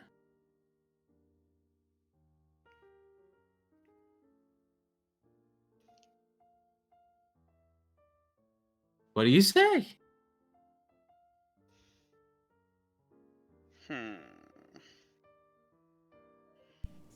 Again, you're not saying what. Well, you haven't agreed yet. I've been in this kind of work Firstborn before. will- It's good to know the details of our work. The cat softly sighs. You know that big old magic fella who's got his cart out front? Yeah.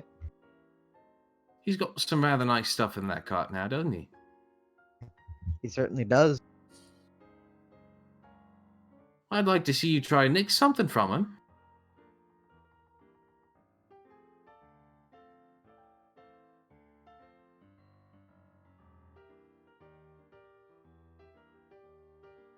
Probably wouldn't be too hard.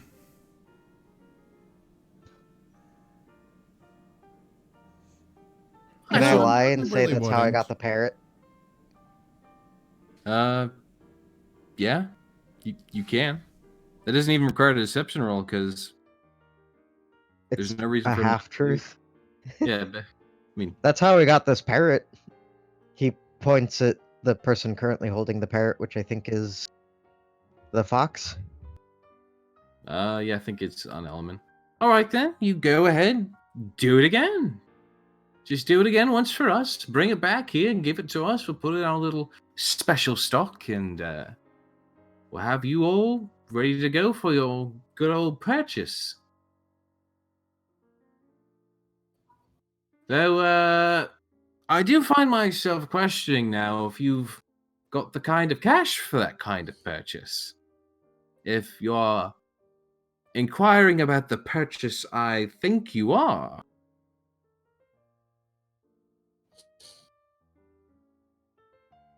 We have plenty of cash. And plenty of valuables.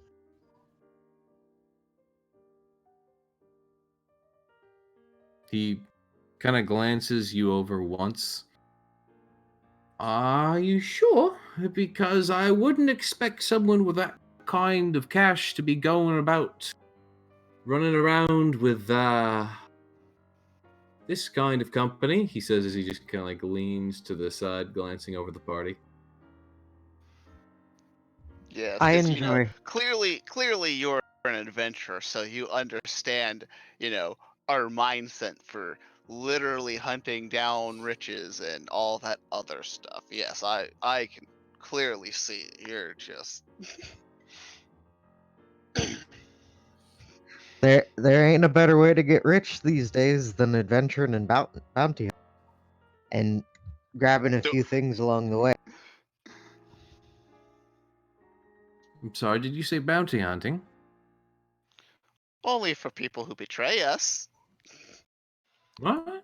Why not make some money off of people who've tried to stab you in the back? Fair point, fair point. Well, if you think you've got, several 100,000 million gold or something around that line, sure. We can arrange something, certainly. I must say, I've already got a buyer for it set up and all. But if you've got more than him, I'm more than happy to take a higher bid. Best way to do it.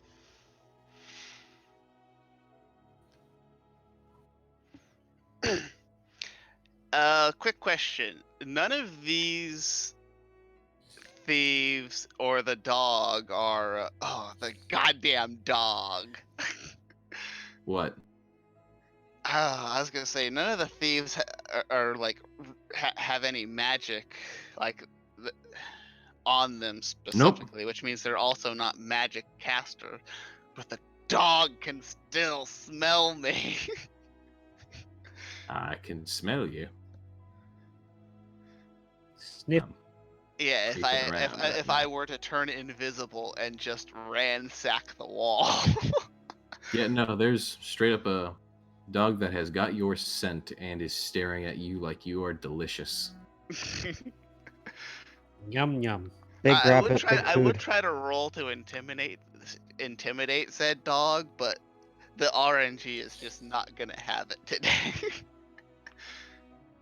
Probably not, honestly. You guys are gonna have to really bank on your good roleplay in which today it feels like. Or your luck might turn around like the next second. Nope, Yep. no. Absolutely gonna need to rely on that good roleplay.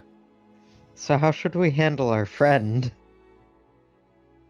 Craig starts pulling back into the main part of the party, and hush voice. So, to note, he did say that you need quite a bit of gold, and you don't have that much gold. So that is something to also try and Do we just consider. do we just do this the rowdy way?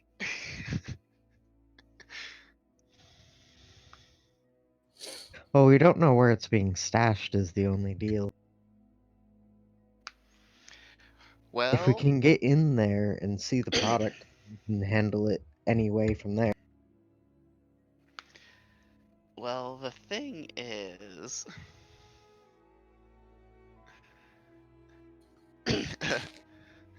huddle. The thing is that they're not gonna give it to it either way, and I'm. Well, I'm not going to hand over that much gold without seeing it, and if we can see it, we can find. I mean, I don't even think they're gonna let us. Given everything that they're doing now, they're not even gonna let us see it until we show them like proof that we'd have that kind of money, anyways. Why don't we could just take care of them, and then just wait for that Twilight person to show up, because I'm sure he's going to have some way of knowing where it's at. If I can't find it with my magic site. What are Chris the rest of you saying? yawns and shakes his head, walking off to the through the gate towards Greaves' cart. Rishforn just kind of breaks away from the group huddle. Right, go ahead and I'll go ahead and move you, Rishforn. There you go.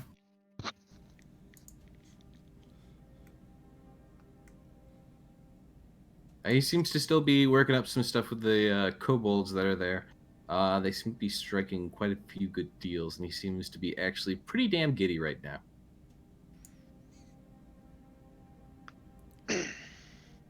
Graham will follow, like, as if he's actually going to do something. Since he doesn't since they're not really in sight of him. Craig Risford is going to will follow Graham. glance around for a moment, then go over to Graham. Okay, I need you to set this up for me. I'm just gonna tell Greaves we're gonna grab something, and that we need it for what we need it for. Just tell him that, and we will. I'll grab it, something cheap, and we'll make it up to him later.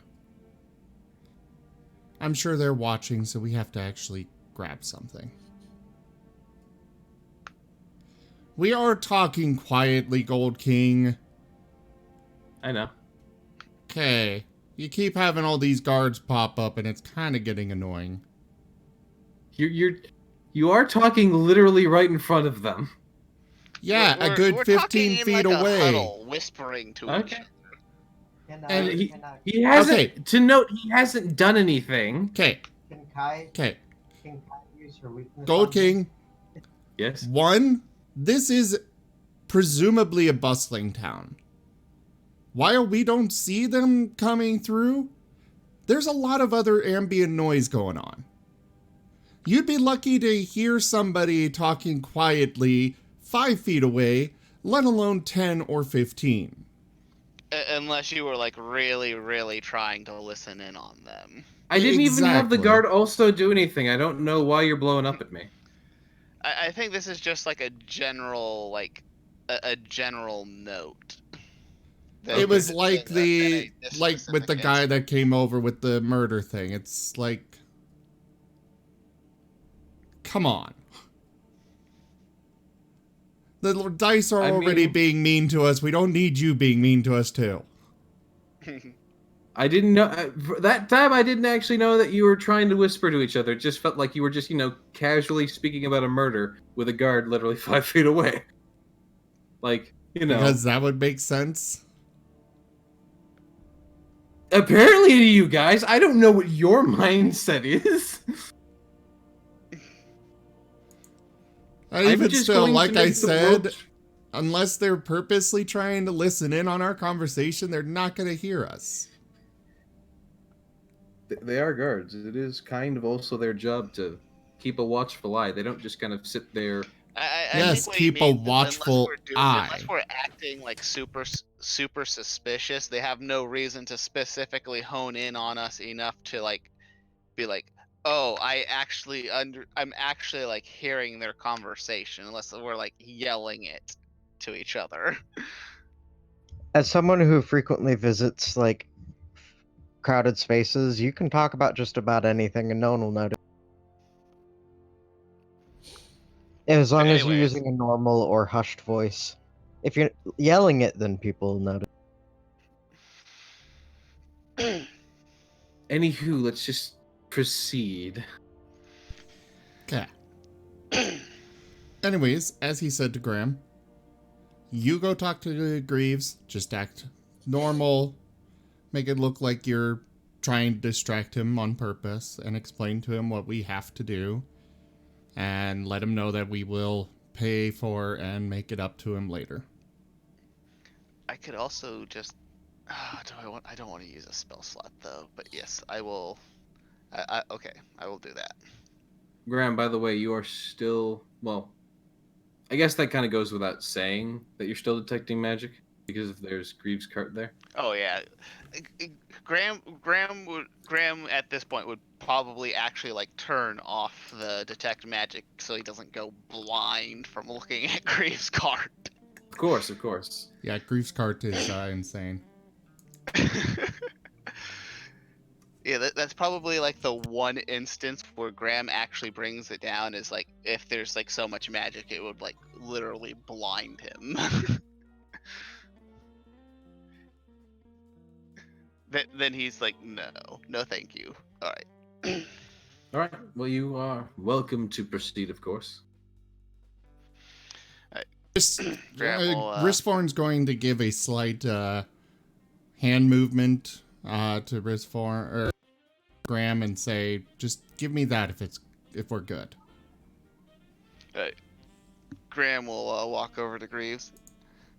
Hey, this is going to sound crazy, but we kind of need to swipe something from your cart, and we'll pay you later, like very shortly after. But it's very important that it looks like we stole from you. He kind of looks at you and blinks for a few times. Am I getting the item back? We'll pay for it later. Pay for it later. All right. Do you have any collateral to put on it right now?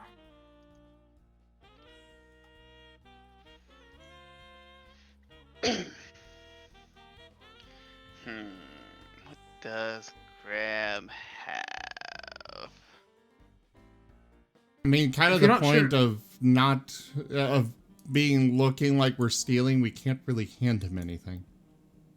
If you're not really sure, I could always just take your soul and hold on to it for a little bit. Take Crack's soul. I don't think anyone else has one. Can he take Graham's soul? Because half of his soul isn't currently with him. It might have some really bad effects, but for all you know, he probably has the ability to do so. But knowing, you know, what, you know, your class and everything, it's probably a horrible idea. Offer Crack's soul. He doesn't need it. So, what's the cheapest thing that you got in the cart? Well, I'm pretty sure I have a joke wand in there, a joke ring in there, quite a few joke items that are really not worth anyone's time. That are all worth at least just a gem. I've even debated selling them for gold too, but I like gems. Do you have anything worth 10 gems? With 10 gems. Alright, that's quite a bit more valuable. He kind of like looks back to his cart. Let's see. I've got that powder of edible objects. I've got your little boat in a box thing. Really nifty thing. I've got the blade. No, wait. I sold that to your bat friend. Right. He says as Zyre is reminded of that wonderful mustache and goatee. Hey, do you have anything that looks like it would be like really powerful and expensive, but is actually garbage? I believe that's what the joke wand and joke ring are about. Like something that might not necessarily be immediately noticeable.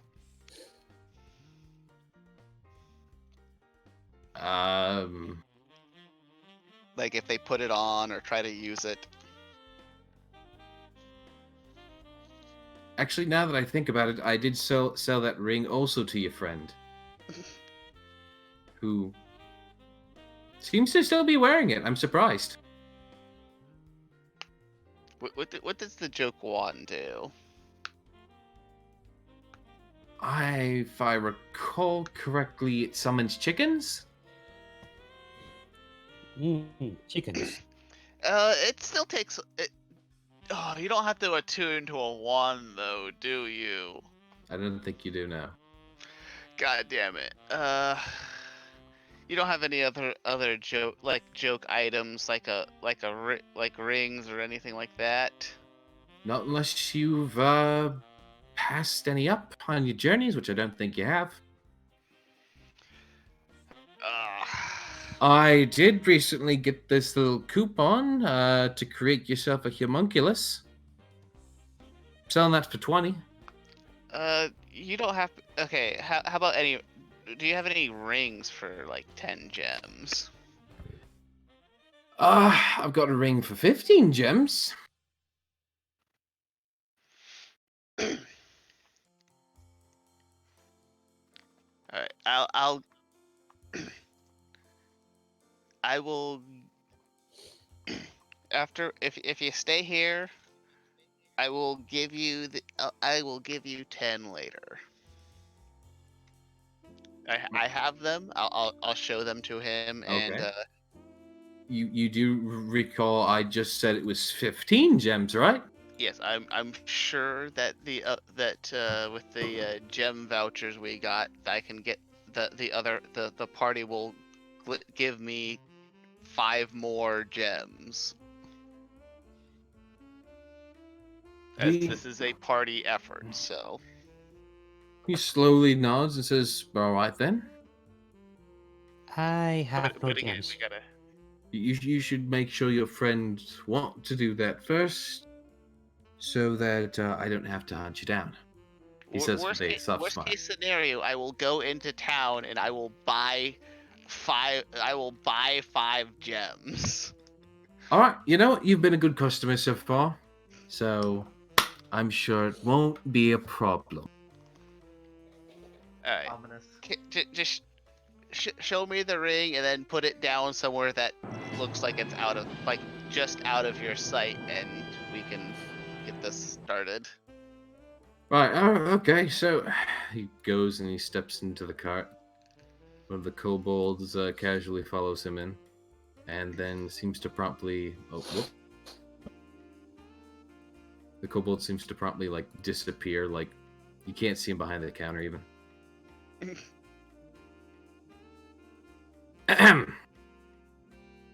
So, go ahead and just step right up. We've got this wonderful little ring here for sale. Ring of Remembrance. Alright, Graham will kind of hold up the ring so Risforn can see it, and then give the hand signal and hand it back to Greaves. Alright, Risforn's going to take this, and again, we have this worked out now. All right, and he just kind of like casually like tosses it to the side. All right. Graham will continue to kind of talk to Greaves as if he's Greaves steps back outside the car. distracting Greaves. The cart just does not know where it wants to be. The cart is in fact magical, so I meant on the map right here. yeah, no, it is in fact magical, so I'm not saying it could or couldn't be doing that. Tim smiles at you. Of course, he smiles at everything. Alright, so Graham gave Risforn the hand signal. Alright, Risforn's going to go up to the cart.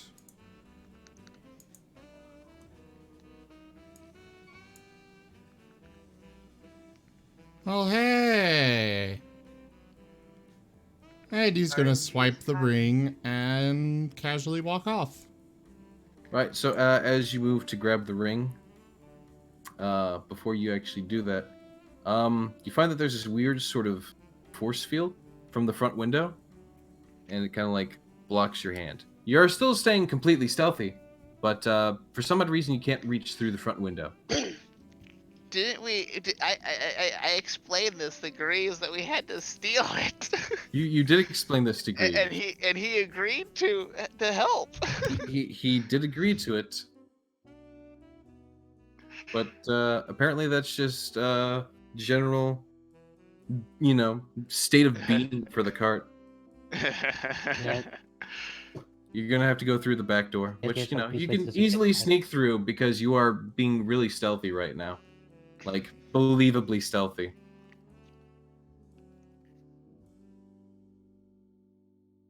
What do we have here? Okay. Oh, Through.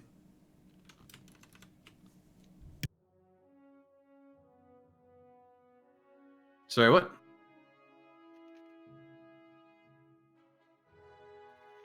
I said he'll go through. Okay. Moves around to the back, and as you enter the back side of the cart and open the door, the cart is much bigger on the inside than it is on the outside. You take to noticing, as there are it's like a long, massive hall inside of there. There seems to be a lot more to this cart than what normally meets the eye. And of course, as you kind of walk, like basically, you can more or less run down it. You end up going past the kobold, who seems to have like an entire workstation now set up inside of here. You do eventually find the window, which he normally stands at, and you are able to pick up the ring. Though it is rather tempting, basically walking past these long halls of all these magical items that he doesn't seem to actually be selling to you guys right now for whatever reason. Many of them look, very flashy, fancy, shiny. Some of them could be incredibly powerful. In fact, as you're running along, you see an actually glistening set of the collector's edition. It seems to be the full collector's edition of the magical book series that you're looking after. Oh no. And then you have to decide: is your character stupid enough to piss off a demigod who can create this cart and collect all of this shit? He will pause, looking over at the books, browsing them for a moment. It does seem to be, in essence, a veritable cave of wonders almost.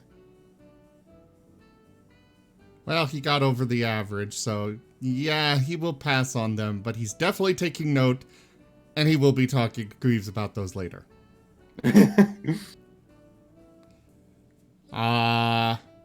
So yeah, he's gonna go for the ring, and then head back out. As you make your way back out, there's little to no resistance. Your stealth check remains intact.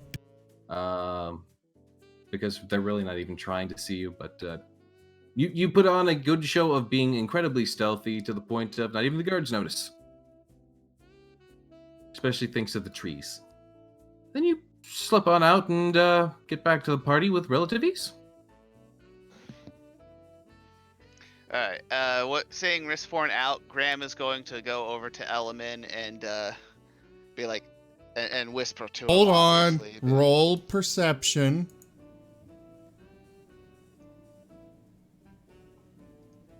What are we rolling perception for? To see if he sees Riskforn leave.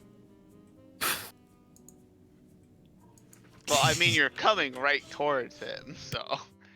Yeah, you do break stealth at some point, don't you, Risforn? Fine. I mean, if you don't want to, you don't have to. You can maintain stealth up to, crouching directly behind Graham. Yes. And then maybe or maybe not deciding to stab him. Graham is immune to being surprised attacked, so. And then, maybe potentially, for some odd reason, rolling rogue damage against Graham for literally no reason. Also, I can't take sneak damage. Where do you get that? The alert feat. I can't be surprised even if enemies are invisible. I get a +5 to my initiative roll.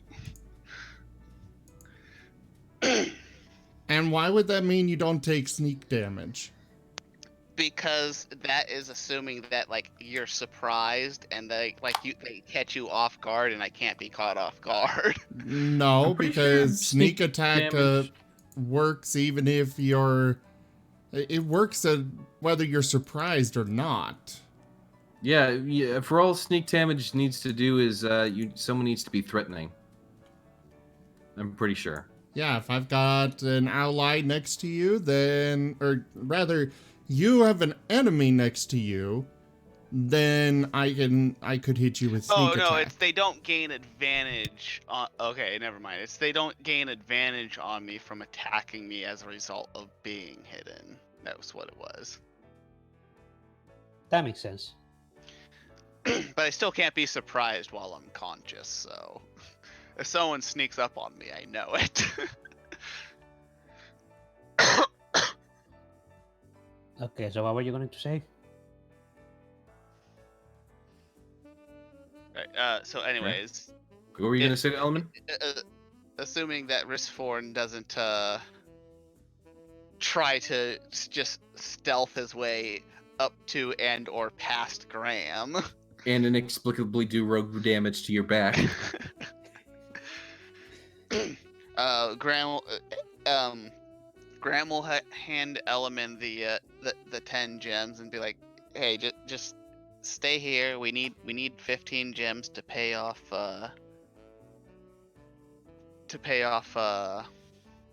Greaves. And this is a down payment, but just wait until like a little bit until you pass this on to him. Long enough for us to like see the wares over there. Okay, element not sanity. Alright, and then so you got Graham's 10 gems. I don't know if you have any. I seem to not have any actually. Yeah, I think he used them all on the parrot. Yeah. No, we got that 10 gem voucher after that, so everyone should have like. I believe it was 5 gem voucher. No, it was 10 because I have 10 gems and I didn't have any gems before that, so. It could be possible you got an extra voucher from Tato. Maybe I never used it much. Maybe, I don't know. Let me take a I look got at 10 everyone's. Maybe I Let me myself. take a look at never everyone's used gem it. value. Graham, you have 10. Ristforn has 30, and Zyre has 14. Element has literally none. Craig has literally none. So, I don't believe those 10 gems are from the vouchers. No, because that's the only gems I've ever had was from the vouchers. Well, then everyone must have used their gems already or traded them off I because might have forgotten Alright. to put mine in. I don't remember ever using that voucher. Yeah, I was gonna say I don't think because we got it after the parrot thing, and the only thing Element ever got was the parrot. Yes. So he should have at least 10. Well, I will allow anyone who has 0 gems to add 5. Even if it was a 10 gem voucher, it's now becoming a 5 gem voucher because you forgot to add it. That's fair. So, anyone who currently has 0 gems may now have 5. Alright, so Element, you're now up to 15. Alright. Yes. Alright, so now Graham will go with Ristforn back up to the thief boys. I'll go ahead and fuddle around with those gems real quick for you. Just to make sure that you're actually actively taking inventory. Yep, you've got 0. Element, did you put in 15? So I need to like actually actively. Yep, okay. My cat doesn't want me to play. She's climbing all over me. I thought that was just the natural being of cat. She's being extra annoying. She's being incredibly extra. Anywho. You guys are heading back? I'm staying near. Okay. Graham, you're heading back with the ring then? Well, Ristforn has the ring, but I'm walking back with Ristforn. So No. whatever. So I'm just moving my character. I'm just moving my token now. Did you ever detect Ristforn? Did Ristforn just stay in stealth the entire time after he exited the cart? I 'Cause do did ask believe that and I didn't get an answer. I do Yes. believe he actually did respond in the affirmative, yeah. Oh, okay. He did answer you. Say yes. Then I'll roll perception to see if I saw him. No. So Graham just waits here, and Ristforn can go meet the thieves on his own. No, Ristforn is sneaking up behind Graham and tapping him on the shoulder. Graham turns around right before you tap him on the shoulder. Oh, hi there. You didn't perceive him. I can't be surprised. This is true. You cannot consciously be surprised, but nonetheless, he can still tap you on the shoulder to alert you to the fact that he's there, but you're not surprised by it. You just didn't know he was there before. Now you do know he's there. You're not surprised by this, but Yeah, it's not like it makes you suddenly, oh, there's somebody right here. That's not how it works. Basically, for the intents and purposes of how it works, is if someone were to normally surprise you in combat and waste a round for you in combat, that doesn't happen. That doesn't mean that you detect them. Do you want me to roll initiative against Risforn to see who reacts first then? Dude, Well, I seriously, mean- just drop it. The DM's already said what's happening here, so that's what's Let's happening. go. Also, he's touching you first, so if anything, he would be initiating and therefore starting. Anywho, proceed. He has tapped you on the shoulder. Yes. Alright, I got it. Let's go. All right. Graham is unsurprisingly unsurprised. Okay, they go to the thieves. Well, Graham does. I assume Risforn will follow? Yes. Alright, so you two head back to the thieves. The thieves all glance to you curiously. As the cat seems to kind of casually lean to the side as though listening for something. His ear flickers for a moment. Graham, I will allow you to make a perception check. Just a normal one, because this would be made at disadvantage normally. What? Well, is this a hearing thing? Am I? Yes. So you roll normally. Perception. Alright. What am I getting disadvantage from? Something that you cannot detect. Yeah, I will state that you do think that the cat was trying to hear or listen to something, probably particularly close to it. And then he kind of stops as he glances back over to you guys and gives a soft smile. Right, so you went ahead and... Okay, they're gone. You went ahead and got it? Got something, I mean. Mm-hmm. Alright, why don't you go ahead and head here? Says he steps forward, holds out his hand.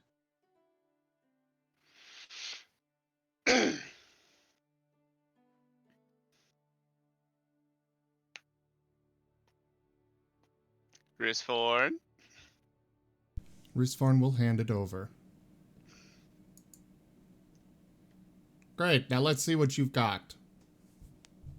Hold on, I need to make sure that this is something legitimate, he says as he goes ahead and he slips the ring on. And as he does, he seems to kind of change.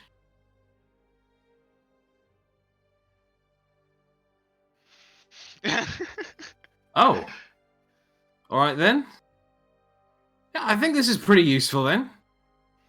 He says, giving a sort of nod before he slips the ring off.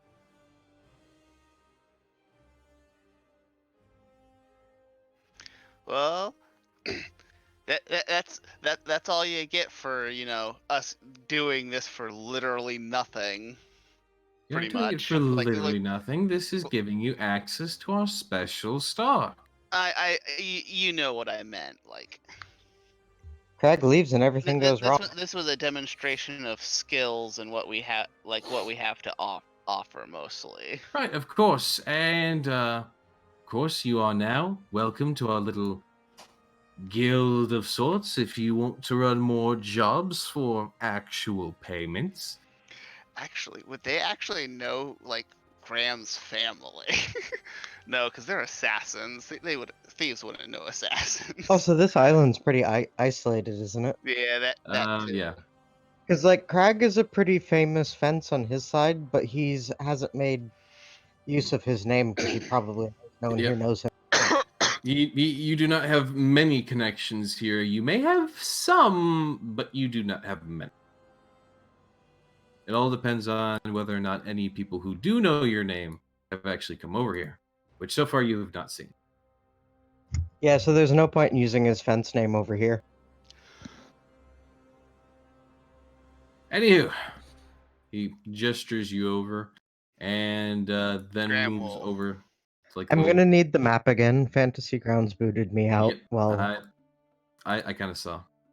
Yeah, he moves over to one of the crates and moves to open one of the crates. The crates you notice are not glowing, by the way. Greg, get back there. Was the thing that he was talking to glowing in any way? He didn't seem to be talking to anything, from what you could see. You told me I saw that he was talking to something. He was listening to something and maybe talking Okay. to something. But if there was a thing there, you definitely didn't see it. All right. Even with detect magic? You know that there is definitely magic in this area, but you can't see it. All right.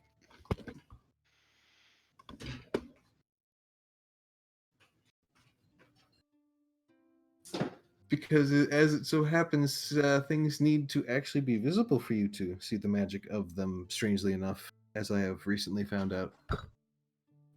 Well, they can still be behind it's like a foot of if it's behind like a foot of stone, I can still see it.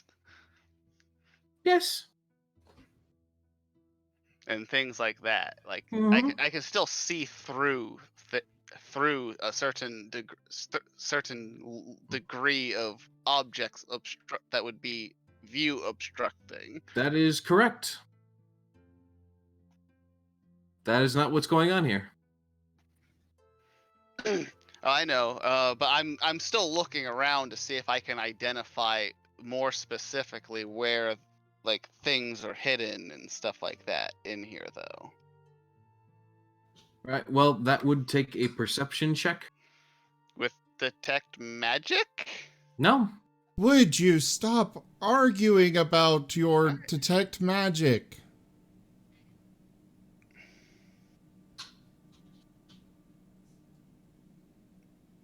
Right. You can definitely see that there are at least a few other bricks that have some sort of very mild scrape marks. And of course, that look like, that they could almost be kind of like, they've got the seams around them a little more defined. But as the cat walks over to the box to pry open the box, he pops it right open. And in that box is a kind of like large sort of lead chest. Seems to be of certain dimensions by certain dimensions. And he gives a nod to it and says, "All right, your crown's in there. You got the go." Graham will kind of give like the give a thumbs up to the party. As in he found it. The cat slowly reaches under his cloak as he sees the obvious gesture. Firstborn was at this waiting point, for this.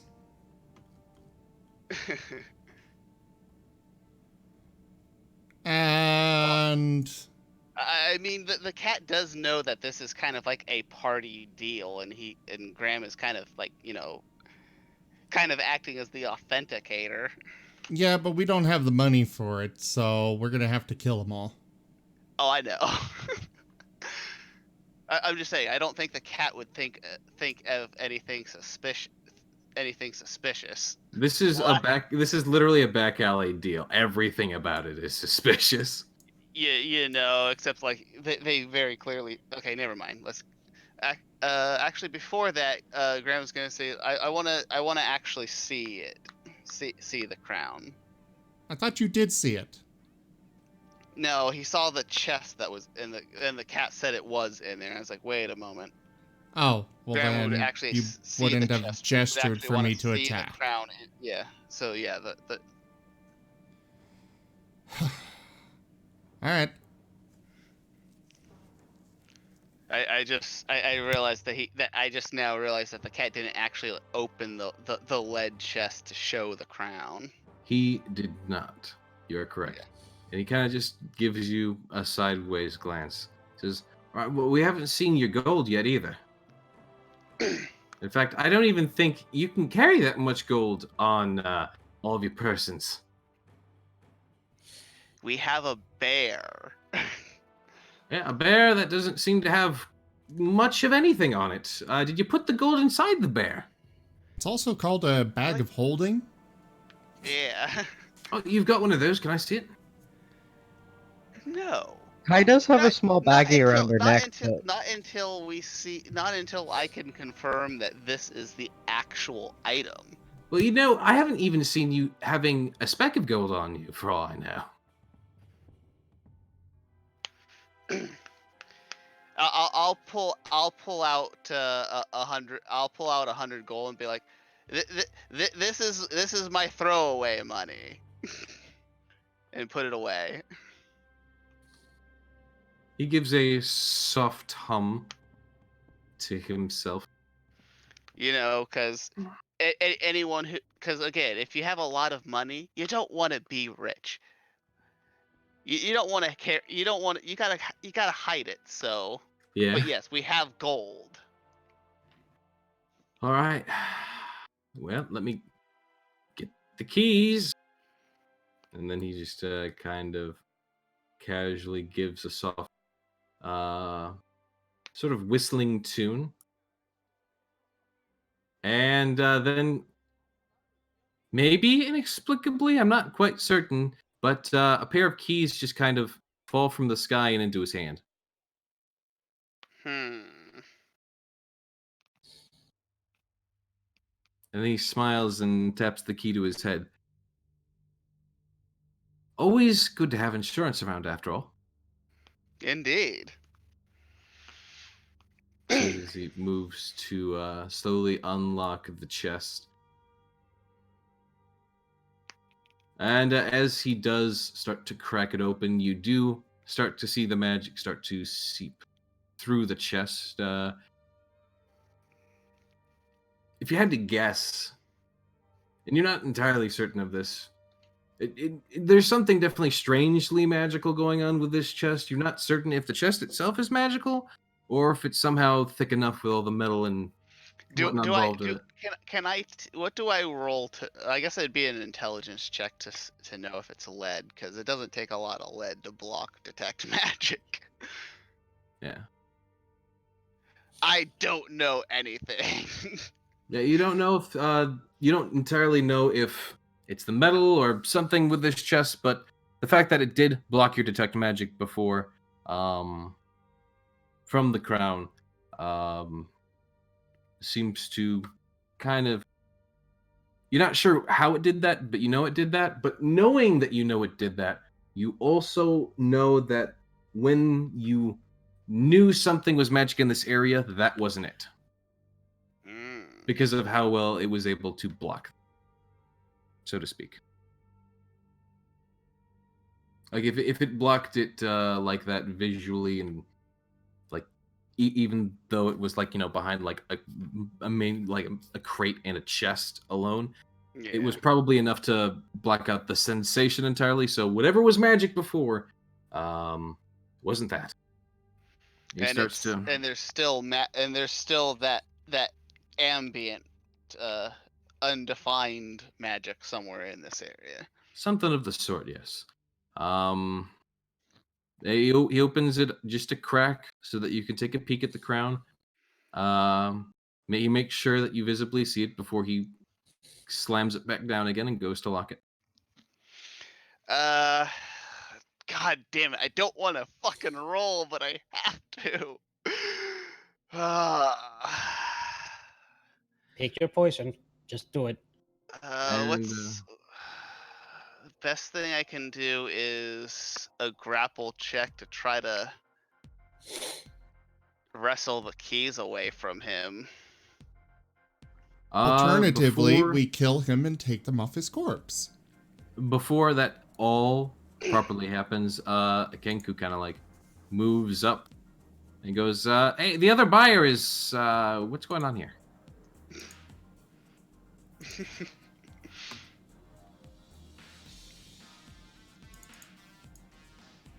Is now bedtime?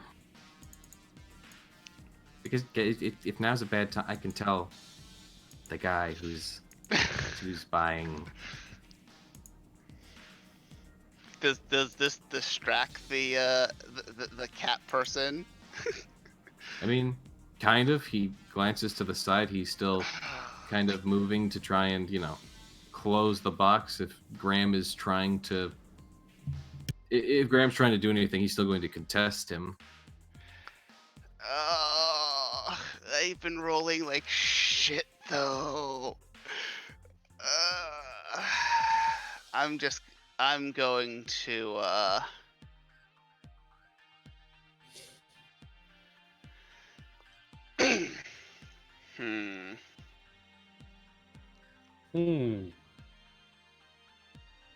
God damn it! I don't know what to do. I guess I'm gonna try to grapple the keys away. Can I do acrobatics for that? For grapple checks? Grapple the keys away?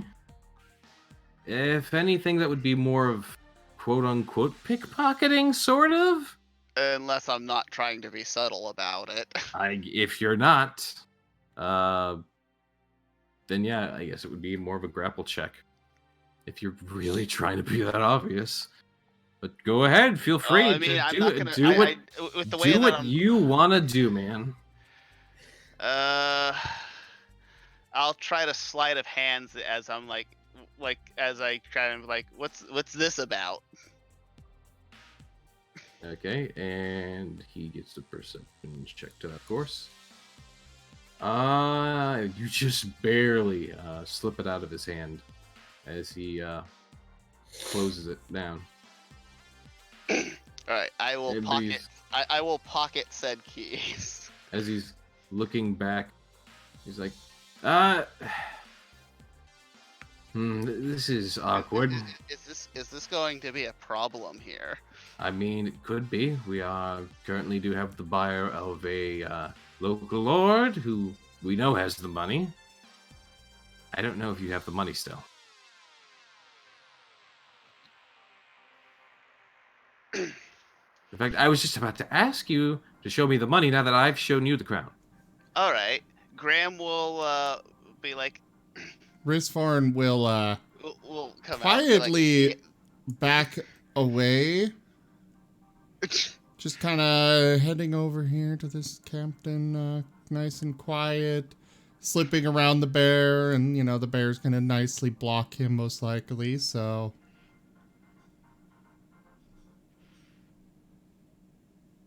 Right, well, you can move through friendly spaces, so... Yeah, but the bear will block the view of Risfarn as he goes to the captain. Oh, yes, absolutely. And most people don't actually have their eyes on you at the moment. Graham will head down here and talk to Crag as if he's like, okay, now it's okay. We need to get the money out of Risfarn's going up to the captain. Captain, I need you to keep this preferably quiet so we don't spook them away. We are here to recover an item for the king.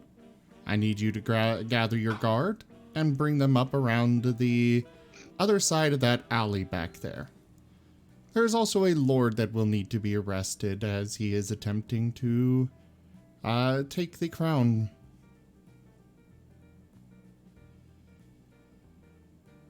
He just gawks at you for half a second. All right. Did you say the crown? Yes, that is what we've been after.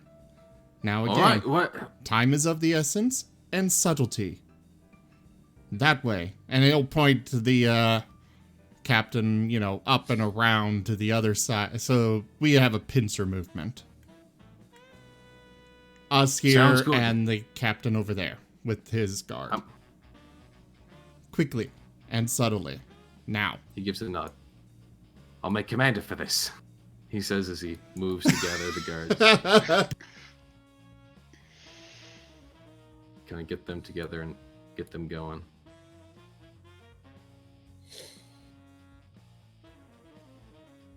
as they head off and start getting into position, what are you guys doing to properly stall for that? These guys here are kind of like glancing at each other, like, "What? You got the gold?" Yes. You know, why don't we Alright, make this a proper bidding war? After all, I'd like to know how much we've got to beat. Risford says as he comes back around from behind Crag. He is now carrying a somewhat small bag that he has had. He's kind of keeping it hidden, but somewhat obvious. You wanted to see our will, gold? pipe up. Well, we won't share. You at least, it's in here. Graham will also pipe up. You know what? I think a bidding war. I think bidding will resolve any issues that might arise from two buyers, and you win.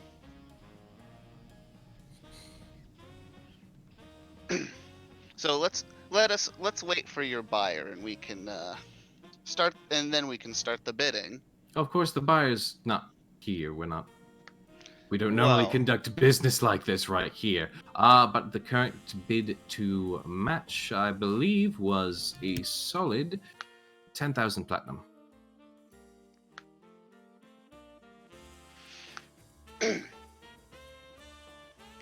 Well, then. And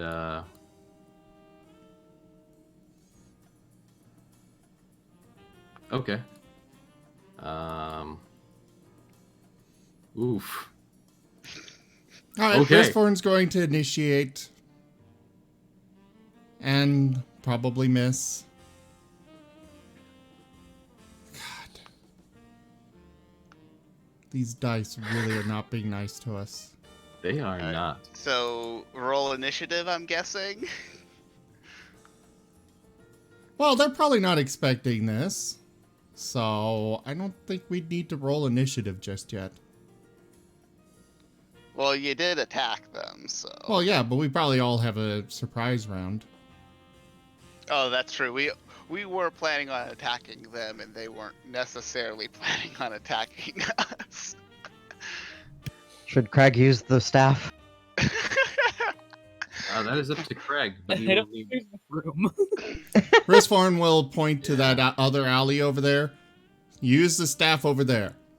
Block them from escaping. Wait. Remember the last time you used the staff? The thing wasn't our friend. I thought it was. No, it was Oh, an well then owl never there, mind. and it- The guards are Anyways. moving in. We don't have much time left, so let's go. They don't seem to have noticed, but yes. All right, so we're attacking. Got it. Let's go. Right. And Risthorn missed with his Chaos Bolt, I'm sure, unless, I might not have. Who knows? You did indeed.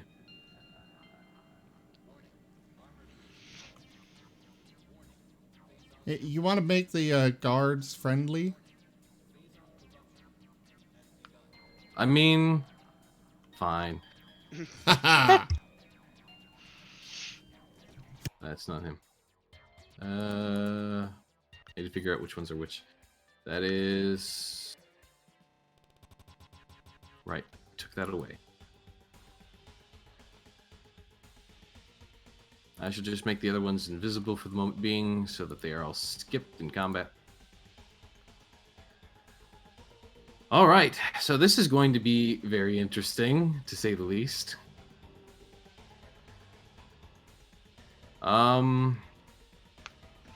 So as you all sort of prepare yourselves to suddenly attack, did you all have your weapons out by the way? That was never really specified. Risthorn doesn't use no, weapons. but I think I mean, yeah, we for risk like one, that. it's fine.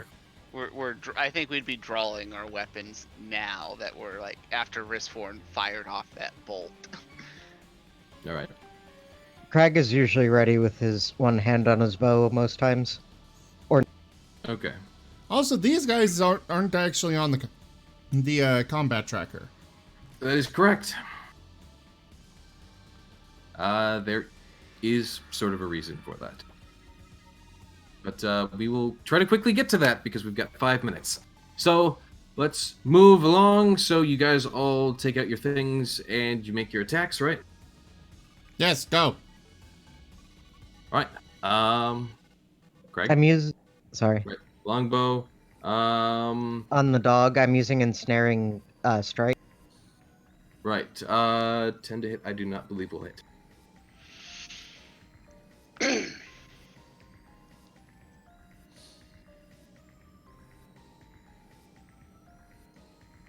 Is that just an auto hit thing? No, I'm just tossing that in there in case I do Okay. hit eventually. Yeah, okay, gotcha. Graham, you have moved, even though it is not your turn. Wait, why did Craig go before me?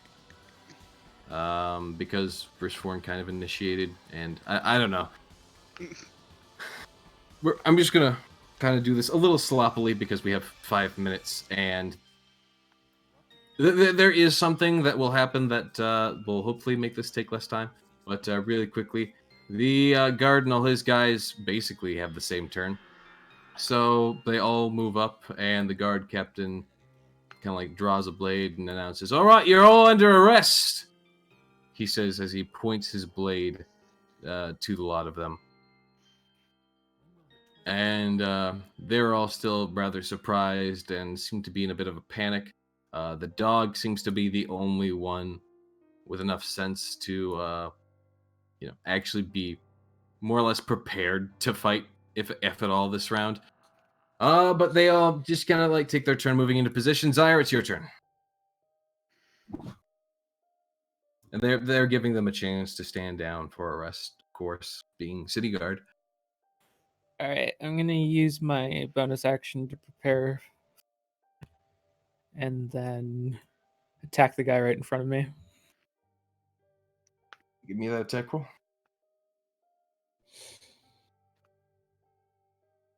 All right, that is a hit. Go ahead and roll damage. Just in chat, of course. All right, he gets slashed with the flame blade, giving a soft, like, painful gasp as the feeling of burning mixed with the sharp sting of cold and kind of numbness that you would feel from such a sharp cut both sink through his flesh and do a little bit of a number on him. He seems to be fairly bulky, though, so he takes it fairly well. Meanwhile, the Kenku is going to try and do some stuff, but Sidier's on top of that, so you don't need to worry about him. Elman, what do you do? Oh, you're still over by Graham. You're not even involved with this. Yeah, I stay back so for all this stuff. Gosh dang it. Sidier is not there. Kai, while she can move through friendly squares, she can't really stay anywhere that's not sitting literally on top of one of you guys. So she's not able to do anything this round. And then we have Graham. All right. So I'm going to attempt to curse the cat person. So if the cat person is an illusion, I don't think this would work, as it only affects the living. Right. You may go ahead and do so. All right.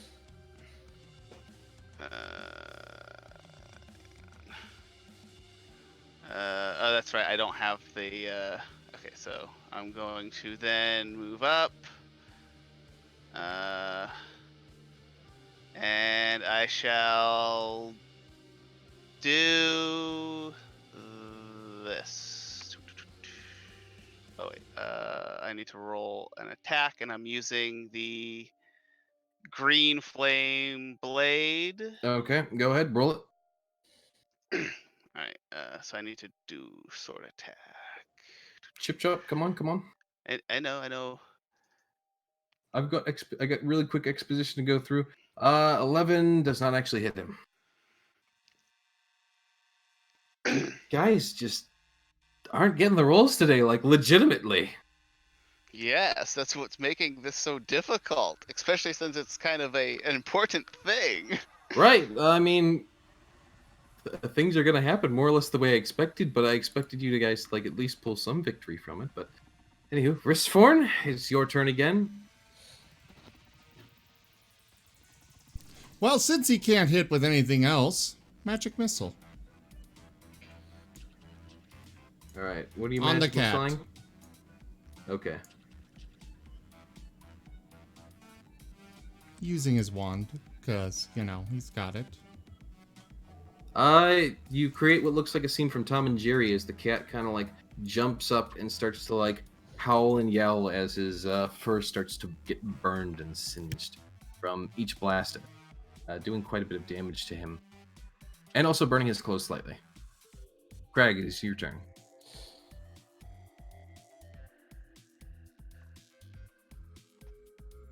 Okay, roll your attack. Roll your attack. I'm not sure how please. to cast that. Oh, Who are you shooting at? the dog. The dog. Let me actually check the dog. Sorry, 1 second. The save and the cast are different buttons. I'm not sure where the cast is save. That actually does hit the dog. Okay. So the You dog got is held in place now, I think. Yes, and roll damage.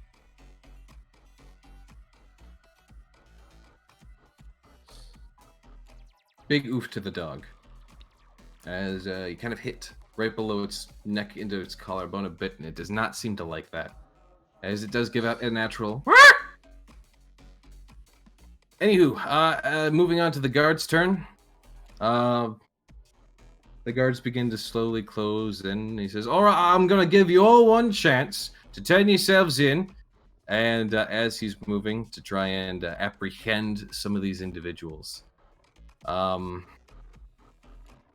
there's kind of a bit of a boom, if you will,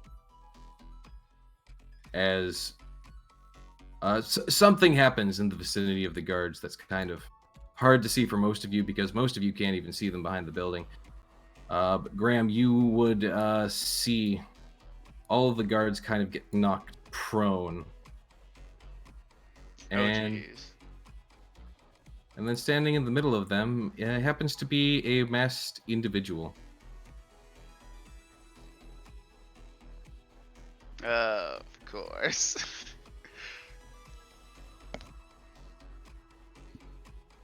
And then the very next moment, they would move to step. They would cast some form of spell and move themselves almost directly in front of the party. And then just shake their head, holding their blade out to them. Whereas the rest of the thieves, not having an actual chance to go since I didn't add them to combat tracker because they weren't the real enemy, all begin to run for it. Notably seeming to also forget the chest that has the crown in it. So they all flee, and the party is left face to face. Finally, now with Twilight, the The apprentice poor of dog is Midnight. stuck there. Yeah, the dog is stuck here, so he, you've actually kind of hurt yourselves in such a case by allowing an enemy to stay behind to work against you guys. Well, but the rest of the thieves are able to escape as the guards go prone for a turn. They will get up and make chase after that turn, unless you would call for their assistance in dealing with Twilight. Why would they chase after those guys when a guy just appeared out of nowhere? 4 thieves versus 1. Also, you guys kind of have this. You work for the king, after all. Oh, god damn it. You got a point there. So unless you actually Also, would call you know, for they're them, NPCs. They can go. All right, let's go. it would just clutter combat. Faster. Oh no, this was what was where I was going to cut off because we're at time now. Oh. Like we're leaving off on a cliffhanger. You are about to face the great thief Twilight, And apprentice we of won't midnight. be here next week. Oh well, then that's just going to make the cliffhanger all the more juicy. And possibly not the week after. We'll have to see. Real? Oh my. Okay, that kind of hurts me a little, but this 'Cause is the where week I kind of. after is the day before Thanksgiving, so it depends on who's going to be available. I will, but we'll see. I will be as well, for the record. I might. Yeah, we'll probably be here. Okay, then I guess we will have a week session that week. All right, everyone. Thank you all so much for joining us this evening for Tales of Miraleth Dungeons and Dragons. We will be back, well, probably in 2 weeks, unfortunately. Family Very is taking me unfortunately. to a Trans-Siberian Orchestra concert, and, well, I can't really reschedule that, so, yeah. Thank you to my patrons, donators, and subscribers. Because of you guys, we are able to continue bringing this content to you. Please check out our website, zgfgaming.com. We've got lots of links and other information there, as well as our merchandise. You can support the channel there, grab some very high quality stuff, and yeah, thank you for joining, and I bid you all a very fond adieu. Have a wonderful evening. Hope to see you in 2 weeks. Oh, I will be back tomorrow with Luigi's Mansion 3.